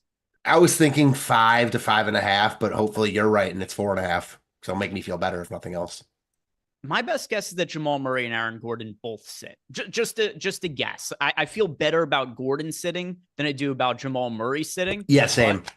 I do also think that it's something that, despite this game, there's only 2 games that lock before it. It's the 9 p.m. game, Eastern time. You got Dallas and Boston before it. You got Houston and Minnesota before it. So only a couple of games to be looking at before that one locks. So a couple of things to talk about as far as goes to the Denver Nuggets. First, in your lineup builds, how much are you considering the fact that Gordon and Murray might end up getting ruled out after lock in terms of what it is you're submitting before we get to lock? Pretty important. That said, it's easy because most of the best plays on the slate are from the late games. Aside from the Tari Easons, Nas Reids of the world, like, I think the majority of my lineup construction is going to be from the late games, even if those guys are in. So almost if those guys are out, the guys that are playing now are going to be placeholders. You know what I mean? And then if we do end up seeing Jamal Murray and or Aaron Gordon sitting, keep in mind, no Russell Westbrook for the Denver Nuggets as well earlier in the season when there was no Jamal Murray. It'd be pretty easy. Just be like, hey, we got a lot of value in Russell Westbrook. Who's the value point guard that we're going to be looking to go to if Jamal Murray doesn't end up playing tonight? There's got to be Eric's Nuke of the night, Jalen Pickett. You got Westbrook out, Peyton Watson's out. So Denver could get real thin quickly. As far as the point guard spot goes, it's got to be Jalen Pickett. I wish it were a slate where we had, more spend up options. That said, there's still Jokic to spend up on, and he's expensive. So all of a sudden, if you get a 3K Jalen Pickett starting, like, it makes playing Jokic a lot more feasible. Yeah, it's so hard for me because And a lot of times in these situations, what I like to do, if I think there's a really good chance that players are going to sit, is I would just take Jamal Murray and Aaron Gordon out of my projections. I'd reallocate the minutes to other guys. I just have such minimal confidence as to what the Denver starting lineup could be. For all we know, too, they could just have Nikola Jokic be the guy who brings the ball up on offense, and they could start Strother or something like that. Like that's another possibility for something they could do. No doubt about it. I mean, you mentioned Strother. I like him no matter what because they will need his scoring off the bench, if nothing else. So your point's well taken. We don't know what Denver's going to do with their starting lineup. And even the cheap starters, like on one hand, like anyone playing with Jokic gets a boost because Jokic is so good. But Pickett isn't your normal 3K point guard in that he's going to be bringing the ball up the court all the time because the ball's going to be in Jokic's hands, to your point. All right, let's see what it is that we have. What the hell has AI said here? Viewers are welcoming Greg Turnipseed back. All right, that's the AI. That's the AI summary of what we've talked about so far here. Let's see, Jordan, if you would, which of these questions were answered on the last show, and which ones are here for Matt and I? Talking about the super chats. Yeah, because I see the couple ones I'm pretty sure I saw came in while we were on here. We got the sticker from Weatherman7 who says, how's it going? And it's one of his sexy pairs there that's doing the wave for us. Doing pretty good, man. Thank you very much for asking. And then I see we got the one from Freudian Slip. There's two from Freudian Slip, but just curious which ones are for us and which ones are already answered. Oh, he didn't answer any of them. Oh, boy. He didn't do his job at all. Didn't do his job at all. Shout out to Abby. And by the way, you mean none of these at all that are sitting here? Oh, my God. All right. Well, shout out to Abby Schreier. Abby says he came in 32nd, 32K on FanDuel last night. Thank you. Well, I can't take any credit for it because I wasn't here. So, Matt, I'm sure you played a role in that. Eric probably played a role in that. Josh probably played a role in that. So, shout out to Abby. Good shit. 32 grand. Never going to be upset about that at all. So good night for him. Over at 14 says, who will start in the fourth quarter in a 25-point blowout for Boston? Maybe the most egregious spelling of Boston I've ever seen, Bosten. But that aside, I'm assuming he means the, we'll assume that he means the Boston Celtics and not a Boston. So I do think this is kind of interesting on a couple of different angles. First off, Boston, Dallas, first locking game on the slate. We've got players who are questionable. Is there anything here that you feel like we need to be? There's no Jrue Holiday for the Boston Celtics. So we'll address this in a couple of different ways. First, is there anybody from this game that you consider a highly important player to you to be getting to on the slate from the Dallas or Boston side? No, I think that the way you phrased that question was intentional and that clearly there are always going to be tournament plays when, you have Kyrie and Boston guys and Gafford, but no one is a must at all for me. How about you? Yeah, no musts. Let me look through. Who's the player I'm getting the most exposure to from Boston? Let's see. Boston, Dallas. I've got over 20% of Tatum, so definitely somebody I like as a GPP option. Wouldn't call him a must play. I've got exposure to Porzingis in the teens. Also, not somebody I would consider to be a must play. There are guys, it's a smaller slate, and there are guys who pop up in lineups. But if I'm playing single entry, there's nobody in this game that I'd be playing in single entry. Boston side looks better than the Dallas side. Obviously, it's an easier matchup for Boston than it is for Dallas. You also get a little bit of value on Boston just because of the fact that there is no Jrue Holiday. But on the Dallas side, I don't have more than 10% exposure to anybody from Dallas. So the other part of this then is, are there any players that you're considering playing from Dallas, Boston, because you think they could get a boost if this game does become a blowout? No, the only guy I'm really strongly considering, and I'm just playing one lineup tonight, aside from maybe a spend up Boston guy, maybe is Daniel Gafford.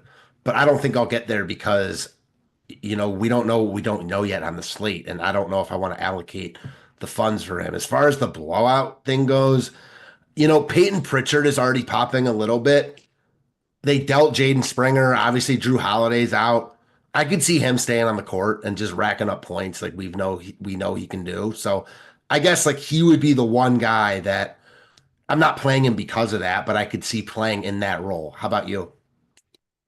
Yeah, so I know the way he asked the question was, who do we think is going to be on the court in garbage time? A couple things also. Boston's only favored by 12. It's not like they're 18-point favorites or anything like that. So I don't think the most likely scenario here is that Boston just steamrolls the Dallas Mavericks. Certainly can happen. I don't think it's the most likely scenario, though. Here's the other issue, though, and you kind of touched on it too. We have a lot of players who are questionable in the later going. There's also a lot of value on the Golden State Warriors, even as is. If we get the guys who are questionable playing, there's still a good amount of value on the Warriors. You not only need this game to be a blowout and for you to guess the right guys on the Celtics to play in garbage time run, you need them to score fantasy points just in the fourth quarter, and they need to outscore the guys from the Warriors who are going to be values later. So I don't really think it's the best way to go about building our lineups, especially because when you consider that because of the Warriors guys being questionable heading into lock, these guys are still going to be lower owned later on. Not the Pajemskis of the world, obviously. He's going to be super chalky. And the guys we don't know about. Yeah. Like I see Sean Jeezy asked us a question about Pajemski, and yes, like he's going to be super popular, but there's going to be lower owned Warriors guys if players get ruled out that are going to be far, far superior value options to the guys from the Boston Celtics or the Dallas Mavericks in a blowout situation. So I don't think that's the right way to go about building lineups for today. I mean, we've got really Slip. Just real quick. It's hard in NBA DFS. You can't play guys that aren't in the rotation, hoping they're going to play blowout minutes. Like a guy like Pritchard, who's going to play anyways, you can be like, okay, maybe he doesn't get burned by that. But to your point, like you just can't play guys that aren't in the rotation, hoping they're going to get blowout run. Yeah, it's an uphill battle to land on. You just need so much to go right. You know what it's most similar to? And here's where I'll make an exception.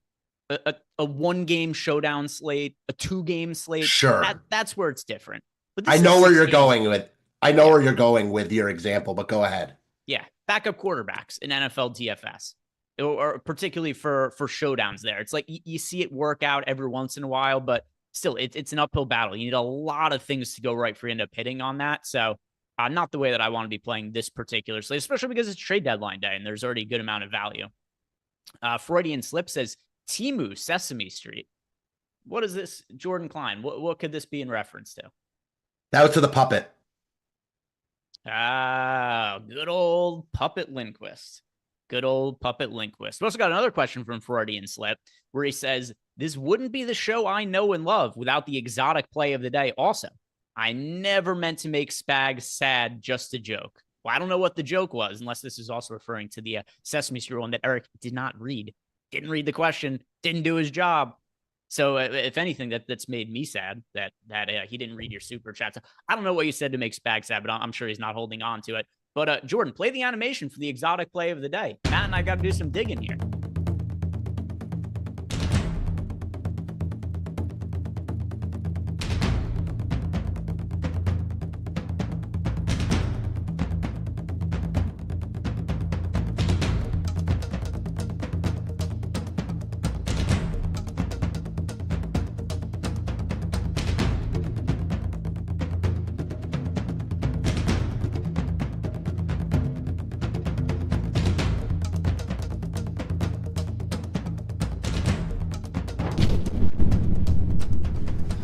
Going to financially recover from this.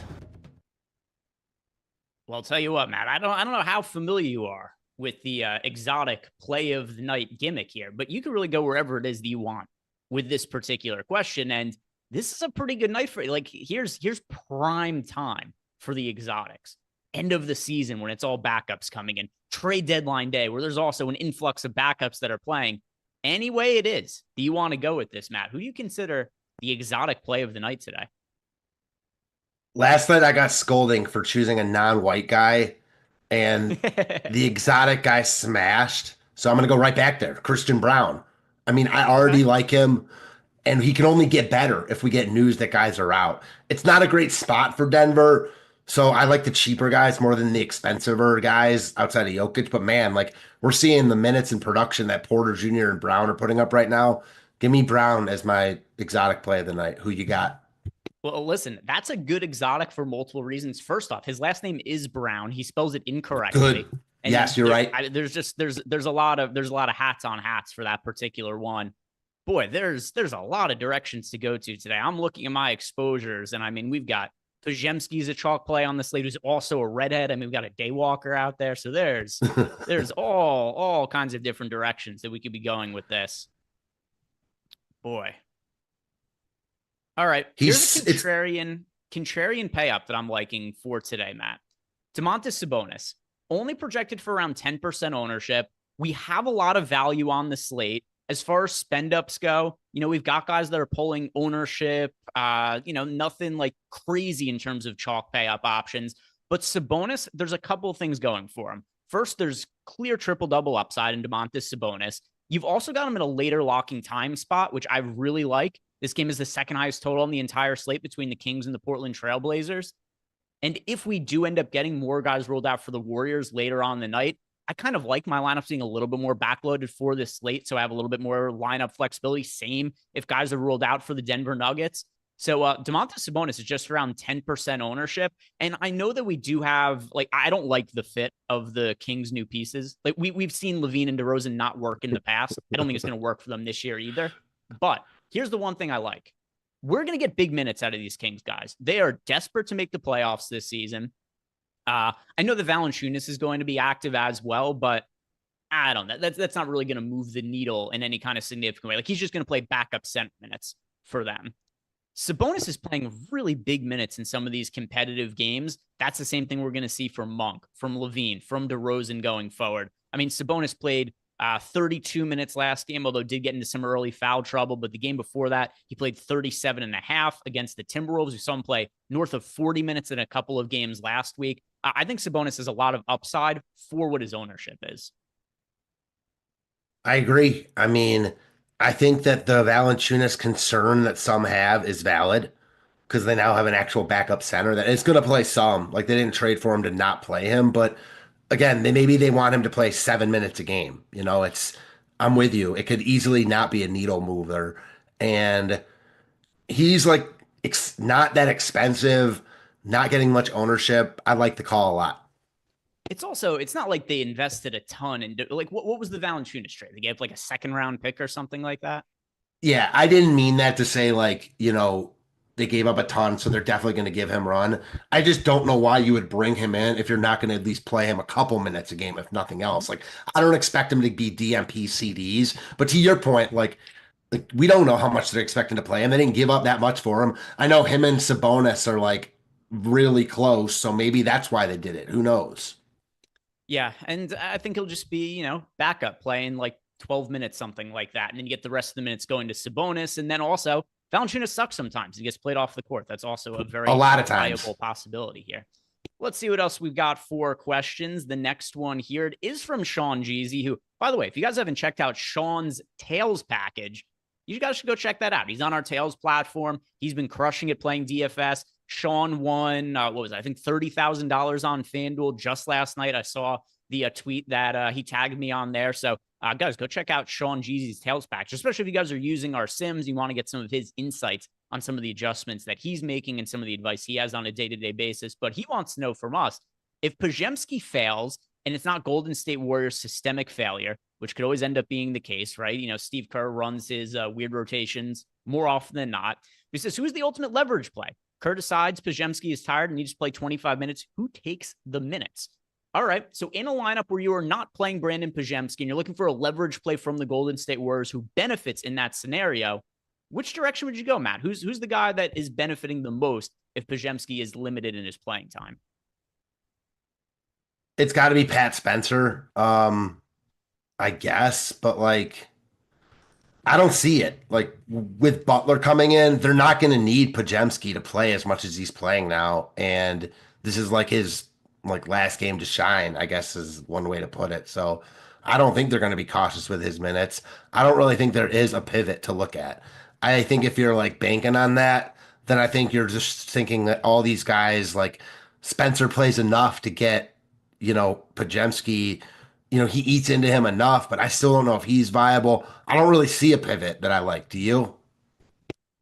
So I'm going to, two different ways I'm going to answer this, because I am not getting off of Pajemski for today. But if per Sean's question, if I had to pick somebody to go to pivot off of him, then I'm going with Gary Payton second, because he's a guy who's an actual established NBA player. He is also one of the better perimeter defenders that we have in the NBA. In a scenario where he actually is playing pretty well, he could get extended minutes. Like, he had a start last week. Yeah, it was last week, where he played 25 minutes against the Oklahoma City. Yeah, against OKC. Yeah, against the Thunder. Played 25 minutes in the start last week. Ended up scoring over 30 fantasy points. So there's an upside in Gary Payton where he could, and he was starting not that long ago, and then he lost his starting spot. So he's the guy who I think could maybe just be like, hey, he's defending really well. Maybe he's having a good game matched up against Austin Reeves, and they just give him some extended minutes. I'm not building my lineups out that way, but if I have to pick a player to answer Sean's question, I'm going to go with GP2, Gary Payton II. Dylan Forrest, another Pajemski question, wants to know, is 50% of Brandon Pajemski too much or too little? I'll add another part to this. I know he said too much or too little, but just right, that's also a potential option. Matt, how much of Pajemski do you think is 50%? Is that too much, too little, just right? It's not enough. I mean, I don't think it's nearly enough. He projects to be optimal 82% of the time the slate plays out. So he's getting 81% ownership. There's always cases to be made for getting underweight on guys like that. It's not like he's a proven commodity and he's 80% owned, but he projects for over 30 fantasy points. So I think if you're playing him at a 50% rate, like, you're hoping for something to go amiss, whether it's he doesn't play as many minutes as he's projected or he just doesn't play well. Certainly both are possibilities and you'll have an advantage on the field, but when he puts up 30 plus, you're going to need him. Yeah. In my opinion, 50% is not enough. I'm way overweight to that number. Yeah, I agree. I mean, I'm going to be 100% because I'm playing one lineup and he'll be in it. Yeah. So I'm with you. Yeah, and I see Dan in the playback chat said he'll probably pull a back muscle when he sneezes. Yeah, we'll see if there's treachery afoot. But I have Pajemski in over 90% of lineups right now. He's not a 100% guy for me, but he's not all that far off. I've got closer to 100% than I have to 50%. Shane Daly wants to know, who is the Lindquist cocaine play of the day? Who are you giving the biggest bump to today in The Sims? Oh, I like that. I like that one a lot. I've heard that one, I think, once or twice before. I like that one a lot. That's the best one yet. If you had to bump one player, who would it be? Who's the guy that you would look at and say, like, maybe the data doesn't love him, but I'm going to force him into some lineups? It's going to be Julian Strother. With the Denver situation murky. Again, if all these guys are in, then probably not. But as of now, like, I'm playing Julian Strother maybe as a placeholder, but maybe not. It's hard to tell. The one nice thing about the news is there's 3 late games, so yeah, we'll know most of it. And Denver, the one with the main news, is an earlier start time than the other 2. So, we won't be able to break it down on Live Before Lock, but we'll get the news at least, before the late game start, which will be nice. Yeah, we do have those 3 late games. And also another reason why also that I kind of want my lineup to be a little bit more backloaded, and why I brought up somebody like a Domantas Sabonis, because we've got the 7:30 game, then there's the 8 p.m. Eastern time game, then you get the 9 p.m. game, and then 2 10 p.m. games, the 10:30 p.m. game. I think Strother is certainly a really good answer. But I'm kind of hesitant to say the same guy I already said in Domantas Sabonis.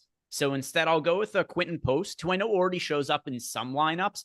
But if you run stuff through the Sims, not like he's a guy who shows up a ton. He's currently projected for 15% ownership. But not only do I think it's important to get some added exposure to expensive guys like a Sabonis in the later games, but also some of the cheap guys who already project well outside of the really chalk options. Because if you played Quentin Post and you just have him right now projected for around 20 fantasy points in lineups, like, you're not going to hate you got Quentin Post exposure. But I think you're really going to like it if additional players get ruled out and you just have lineups a little bit more backloaded with cheap options. So Quentin Post for me, that is going to be the cocaine play of the Lindquist cocaine play of the day. Then we've got Our own Jason Tiberio. Jason says, did someone say Pajemski? Love that guy. I don't know if there's anybody who's been more profitable playing NBA this year than Jason. Jason's won the main slate multiple times this year. He's also he came in second, I think it was yesterday, got stat corrected out of first place. So Jason's been absolutely killing it. And I assume Pajemski's probably won him a GPP or two this year. So shout out to Jason Tiberio, who's part of our data team. Also really helps us with our sims and with all of our contest generation. So anybody who's won any GPPs this year using our tools, Jason's played a role in that. Wade W says, is Jokic the most skilled person to ever play NBA? Maybe. I have to think about that a little bit more. You also have to get into what you consider skill versus talent and athleticism. He's got a full toolkit though. Yeah, I think you could answer that with a yes, maybe to a yes, because he's certainly not the most athletic. And he's so good. Again, I'm with you though. It depends on really what you define as skill. Like shooting, all that stuff is skill. So my lean is off the top of my head, yes. Yeah, I tend to say yes. I tend to say yes as well, but it's like, what about young LeBron entering the league? He could do just about everything. As it's hard. I don't know. I'd have to think about it. It's something I haven't put any thought into. Just kind of asked on the spot. I feel like young LeBron though is more just physical brute strength, and I think he's more not even more valuable. LeBron is a better all-time great than Jokic, at least of right now. But as far as just skill goes, I could see why someone would say Jokic over LeBron. By the way, we just got the Dallas Mavericks starting lineup. It is Kyrie Irving, Dante Exum, Klay Thompson. Then you got Edwards and Gafford. So that's an interesting starting five there for the Dallas Mavericks. Does that change anything for you, that starting unit? Dante Exum confirmed as a starter. You got Edwards back in the starting lineup there as well. Is there anything that catches your eye about Kessler Edwards or Dante Exum starting for the Mavericks tonight? No, I'll never play Kessler Edwards. I don't think ever. Exum, he's 4K now on a slate where we're going to have a ton of value. There's already guys that look better than him. Again, I think the only interest I have in Dallas comes in with Daniel Gafford. I do think he's getting slept on a bit. They don't have a backup center here, really.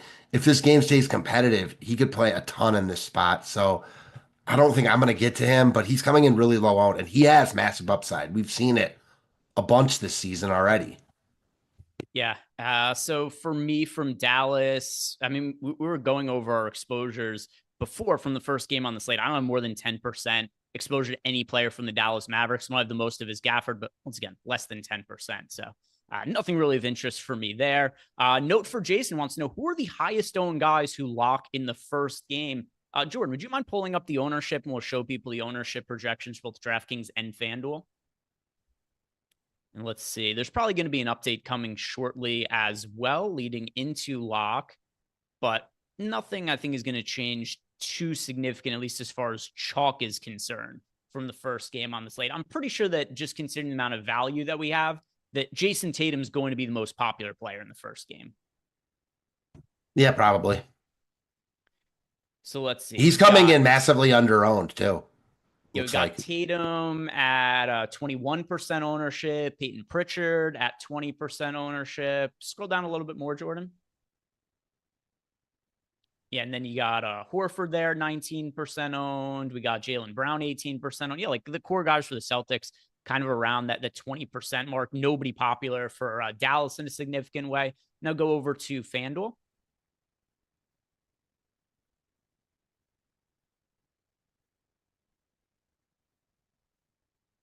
There we go.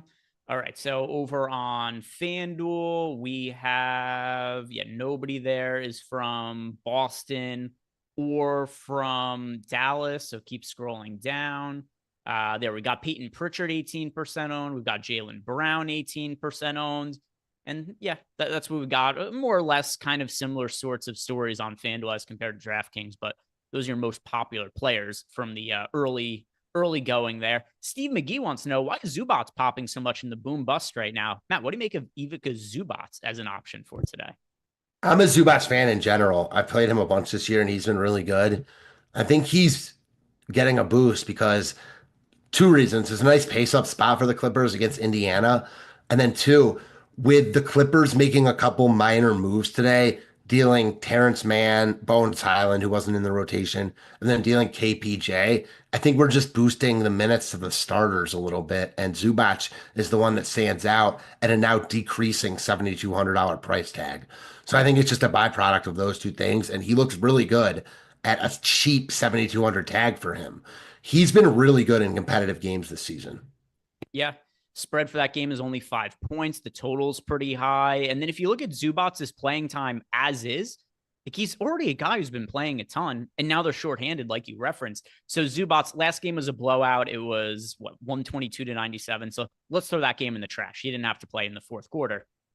A game against Toronto before that, 40 minutes. Against Charlotte, 32 minutes. Against the Spurs, 34 minutes. Against Phoenix, 34 minutes. This is a guy who's playing mid-30s to upwards of 40 minutes in some recent games. So with that in mind, I think we're expecting mid-30s minutes from Ivica Zubac. He's in a good matchup. It's an up-pace spot. I think that he's somebody who looks pretty good, especially relative to his modest price and ownership, not being too crazy high there. I like Zubac. I'm overweight to him. Jeremiah Johnson wants to know favorite FanDuel plays at each position. He is max entering the $5 for today. Yes, I've got lineups built out for FanDuel here. Matt, have you looked at FanDuel at all? If not, I could just handle the question. You got it. All right, so my FanDuel lineups. Let's go. Starting at point guard, that is Buddy Hield for me over on FanDuel. A lot of these Warriors guys just look exceptional on both sites. You got Buddy Hield, $4,600. He's a really strong looking option. At shooting guard for me, that is going to be Amen Thompson because I want to use Brandon Pajemski as my choice over at small forward. At power forward, that is Tari Eason. And then at center, the aforementioned Ivica Zubac. Those are the players I'm getting the most exposure to at each position over on FanDuel, Jeremiah. And now if we go into Discord, let's see if we have any Discord questions that are sitting here for us. And there are. All right, scroll back a little bit. And here we go. We've got Einsteinium wants to know, do you think it's reasonable to get more exposure to the Denver-Orlando game for late swap purposes? So I don't think it has to be the Denver-Orlando game. So like, for example, if you boost your ownership to Domantas Sabonis, you're still giving yourself flexibility. So you want it to be backloaded lineups, in my opinion. It doesn't specifically have to be Denver-Orlando, especially because I don't know about you, Matt. I don't have anybody I love from the Orlando Magic. Totally agree. So Einstein, yeah, I'd say backload your lineups. It doesn't specifically have to be Denver or Orlando, though. Like boost Quinton Post, boost Domantas Sabonis. Those are the ways that I'm going personally. Coach DFS wants to know, who are the cash game plays today for DraftKings? Matt, who are the guys we're going to consider the core plays for cash? Some of them are easy, like Pajemski. Who else, though? I think Pajemski is the clear lock. After that, I will say Buddy Hield and Nas Reid are two guys that I would be playing in cash games.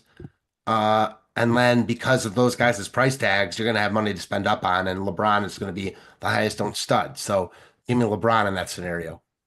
Yeah, I think that that definitely makes a good amount of sense to me. Let me see if there's anybody else that did you say Tari Eason by chance?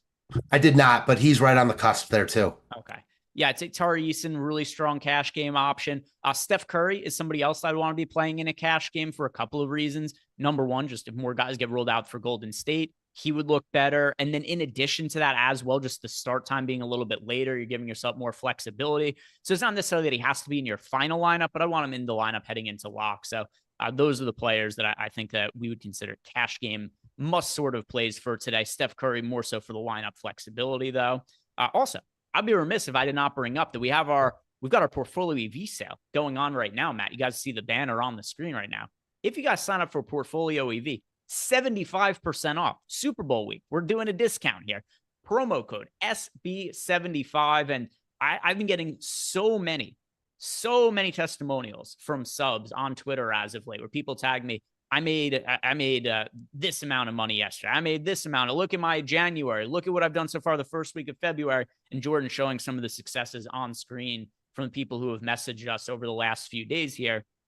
And if you guys want access to these tools, now's the time to sign up. This deal is only going to be running through Sunday. Get yourself 75% off a weekly package or a monthly package. Monthly is what's going to get you your best bang for your buck, considering the 75% discount there. And look, join some of these people on screen who are just printing money using the Portfolio EV tools. Link is down below in the YouTube description box, and promo code SB75 to get yourself 75% off of the tools.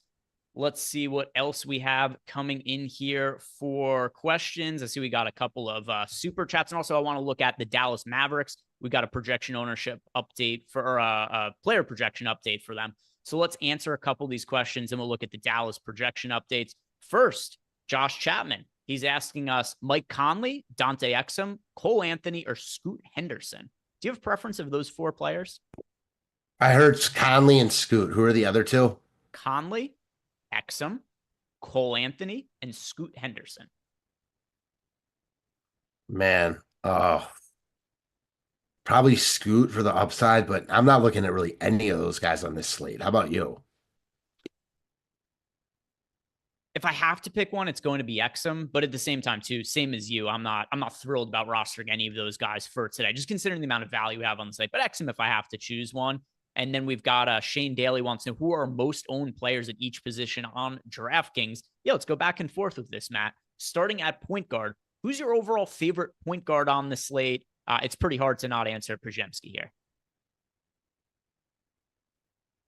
I'm going to save him for shooting guard because I'm going to assume, like, just for the purpose of this, that Murray is in, because we don't know that.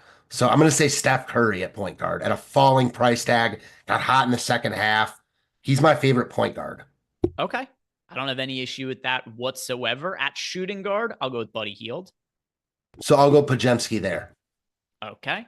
And now at small forward here, I've got a little bit more of a contrarian option. Amen Thompson, triple-double upside. We've seen him, he's like 3 triple-doubles over the course of the last couple of weeks here. It's not an ideal matchup against the Minnesota Timberwolves. We got a 10% owned guy at $8,400 who I think is a potential MVP candidate in a couple of years here. He's just missing that jump shot. But Amen Thompson, clearly a fantasy stud. He can fill up the box score in multiple ways. And he's low owned, 10% ownership. So give me Amen Thompson at small forward. I like that call a lot. I'm going to go with, again, I would go with Strother, but since I'm presuming that the Denver guys are in, give me Rui. Okay. At power forward for me, that is going to be Tari Eason. I agree with you on Eason. And then at center, that is Zubats for me. I struggle with this one. I think that Ayton, Zubac, and Gafford all look so good and so similar to me at like 7 to 7,200. I think I'm just going to play Jokic so I don't have to decide. So Jokic. Okay. Yeah. I mean, Jokic definitely, if Jamal Murray and Aaron Gordon both get ruled out, then Jokic is going to be somebody who shows up more predominantly in lineups for me for sure. I didn't go ahead and take those guys out like we were talking about at the top of the show, though. So that's what we've got there for the players we're liking the most at each position. Now, Jordan, pull up the Dallas Mavericks projections here. So we'll look at what it is that these guys are projected for now that it's updated. And you see, it doesn't really look great for the Dallas Mavericks. And this is despite us updating it for the new starting lineup here. Like, we got Dante Exum just over 18 fantasy points at 4K. Like, that's not a thrilling guy to be rostering. We've got Kyrie just over 40 fantasy points. Daniel Gafford is the only one who's projected for 5x the salary here. And anything else that stands out to you about the Dallas Mavericks update? Nah, I mean, they're contrarian on the slate. So, like, I get going there because of that. But I think that you're just eating up the flexibility that you're probably going to want. So not for me. Yeah, that's where I'm at as well here. So let's go back into Discord and see what some of the other questions are that we've got. We have Modub T wants to know, any room for Reed Shepherd tonight? Is he exotic enough for us tonight, Matt? You taking any chances on Reed Shepherd? Talented rookie, but hasn't been able to carve out many minutes. He started last game. Eason was out, though. If he happens to start again, then yes. If not, no. Yeah, that's going to be no for myself as well. Larson 407 said, are we backloading our lineups to account for Denver news? I am. Mentioned it before. The guys who I like boosting the most are Quinton Post and Domantas Sabonis. Get me a lower owned expensive option. Also give me a lower owned value option. And then also just because of the start time of that game, that'll give me flexibility to be able to make any swaps should players get ruled out.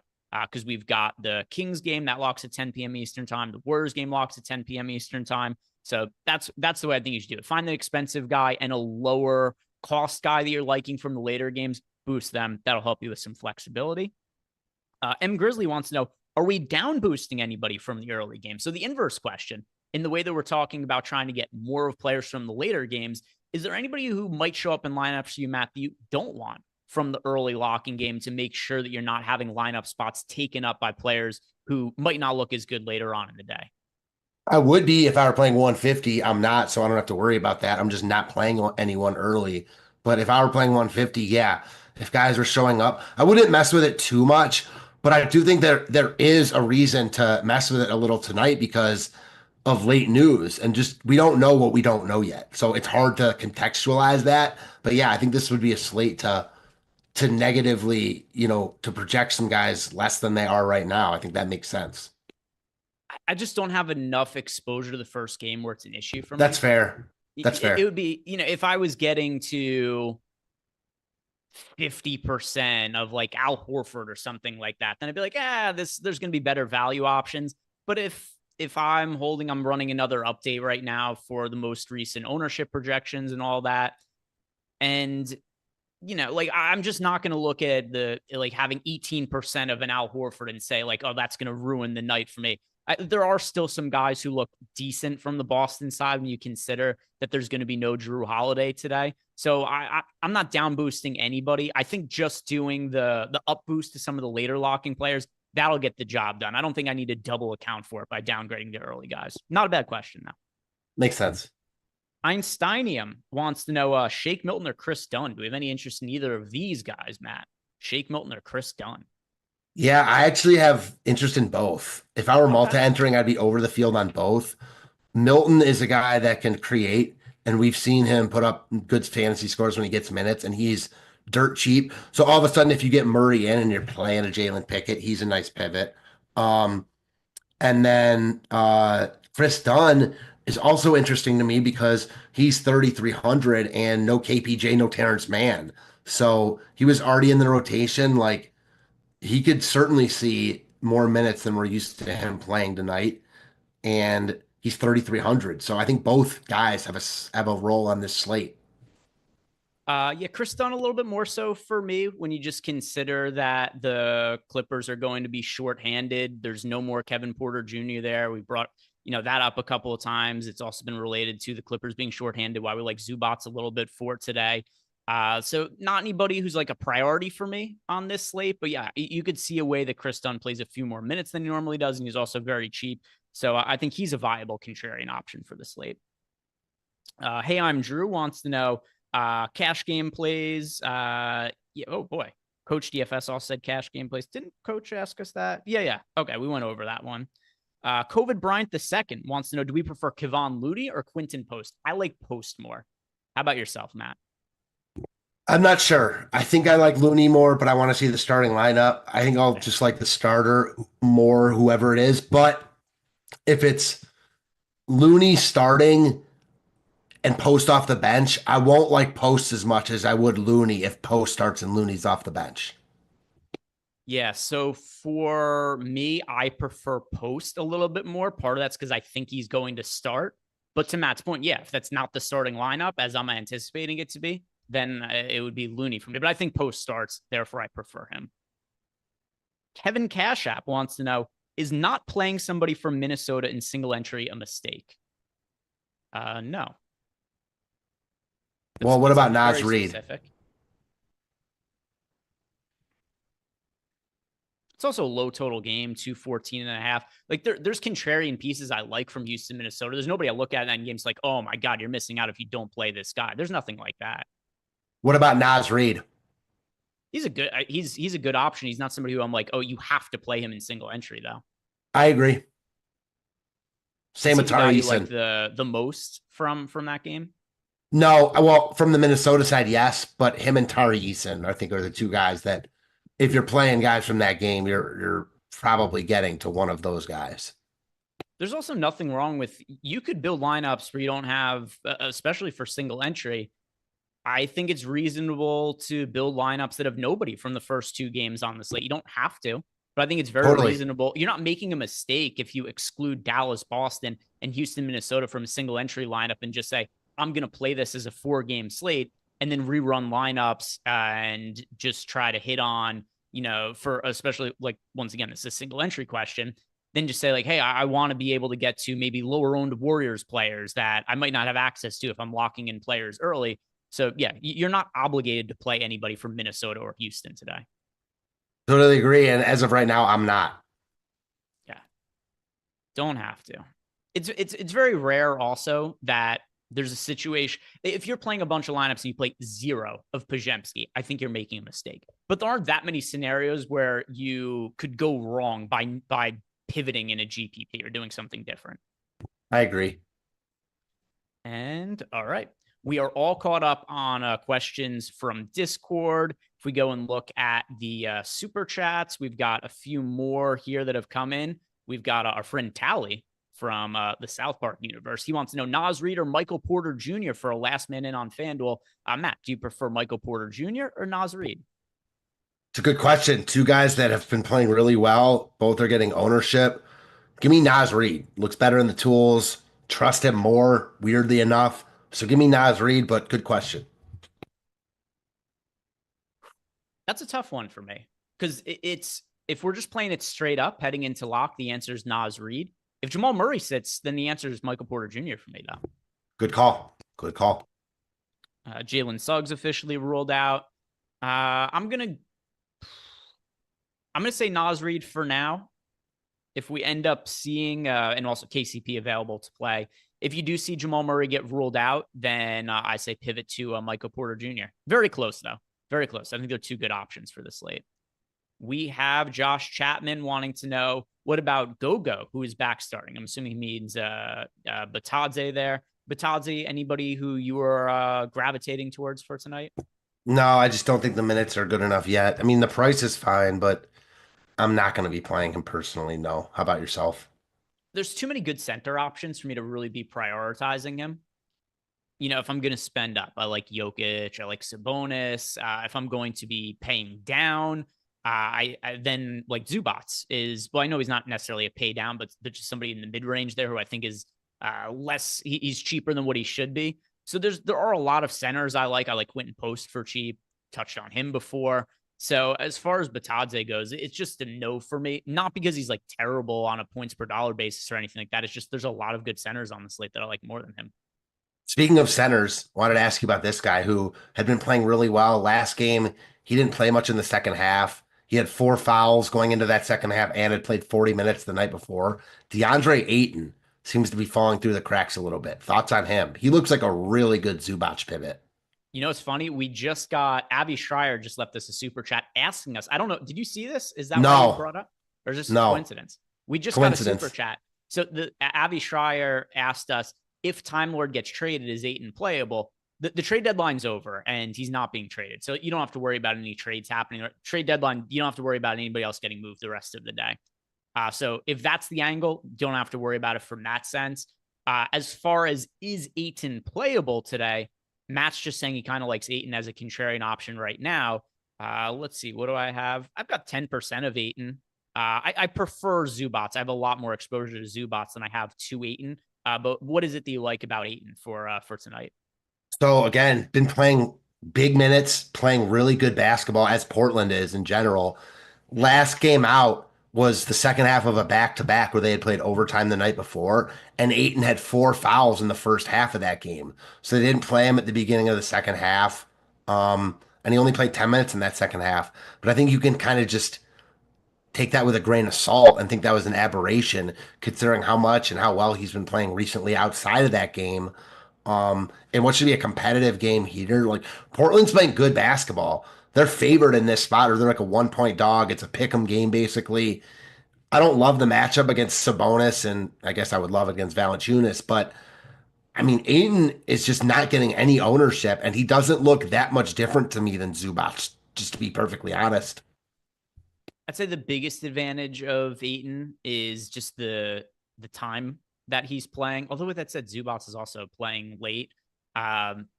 Like I never have an issue with playing somebody late just so you're getting yourself the extra flexibility. But honestly, I personally really do prefer Zubats to 8 and 4 today. Next question here. It is from Pierre. It says he's got $4,600 left on FanDuel. Who should he play at point guard? But it can't be Buddy Hield. All right, $4,600 on FanDuel, Matt. Let's see. Chris Dunn. Agreed. Yeah, I'm going to answer Chris Dunn there. Chris Dunn is, you're leaving a little bit of salary on the table, but that's the guy I like the most at that price point. If it can't be Buddy Hield, the answer is Buddy Hield otherwise. Shout out to Chris Williams, who gifted us 5 YouTube memberships. Thank you as always for supporting the channel, Chris. If anybody else wants to support the channel, like the video, subscribe to the YouTube channel, or sign up for any of the packages that we have here at Stokastic, or sign up for our 75% off portfolio EV sale. These are all things that help support our content. Corey Balmer says favorite utility player on DraftKings from 75 to 8,500, but it can't be Steph Curry. All right, who do you like the most between 75 and 8,500 outside of Curry, Matt? That's a loaded range. If I'm going to pick one guy right now, I'm going to take the top of the range. Give me Franz Wagner, but it's really close with a bunch of guys. Maybe Austin Reeves. I don't have a strong take there. How about you? I'm in Thompson for me.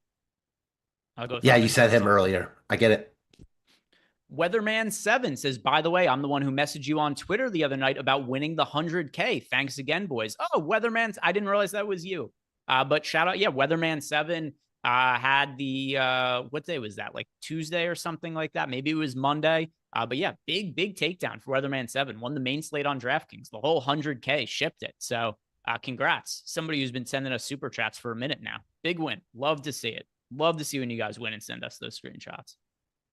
We've got, oh boy, some more questions that came into Discord really quick. So let's answer these as quickly as we can before we get to lock. And 860 for $. Najee Marshall probably closes if the game is close, but would he close in a blowout? No. Najee Marshall isn't going to be playing garbage time in all likelihood. The Black Mamba wants to know, how is Gobert not more popular today? There's just so many good center options that it's kind of like before where we were asked about, like, why is Ayton not more popular? There's just a lot of guys who points per dollar are reasonable centers to be going to, and they're spread out across different price points. So there's just only so many guys who can pull ownership. M Grizzly, how much Eason is too much Eason? Let's see, what did I finish with on Eason? I have 33% of Tari Eason right now. So I don't know what your exposure is looking to him. I like him a lot. I would say if you've got him in like more than half of your lineups, that might be a little bit too much of Eason for me. I'm not playing him in my one lineup as of right now, but a lot of that is just wanting the late flexibility. I think he's one of the guys that I could see myself playing if I change things around. As of now, I'm not, but I think he's a very strong play. And that is going to do it for all the questions. By the way, that brings us right up into lock. That hour went really quickly. Any final thoughts on the slate as we head into lock here, Matt? No, fun slate. I just know, like, as soon as we're off, we're going to get that whole dump of news. Yeah, could very well be the case. If you guys do want to hang out and play back, not going to be doing a post-lock show. The only game that's locking at 7:30 is a national TV game. But if you guys do want to hang out and watch the games and chat amongst yourselves, definitely going to be pulling that up in playback, and you guys could go hang out in there. Other than that, guys, thank you very much for watching. Have a great night. Good luck. And one more time, like the video, subscribe to the YouTube channel if you haven't already. See you guys back here tomorrow.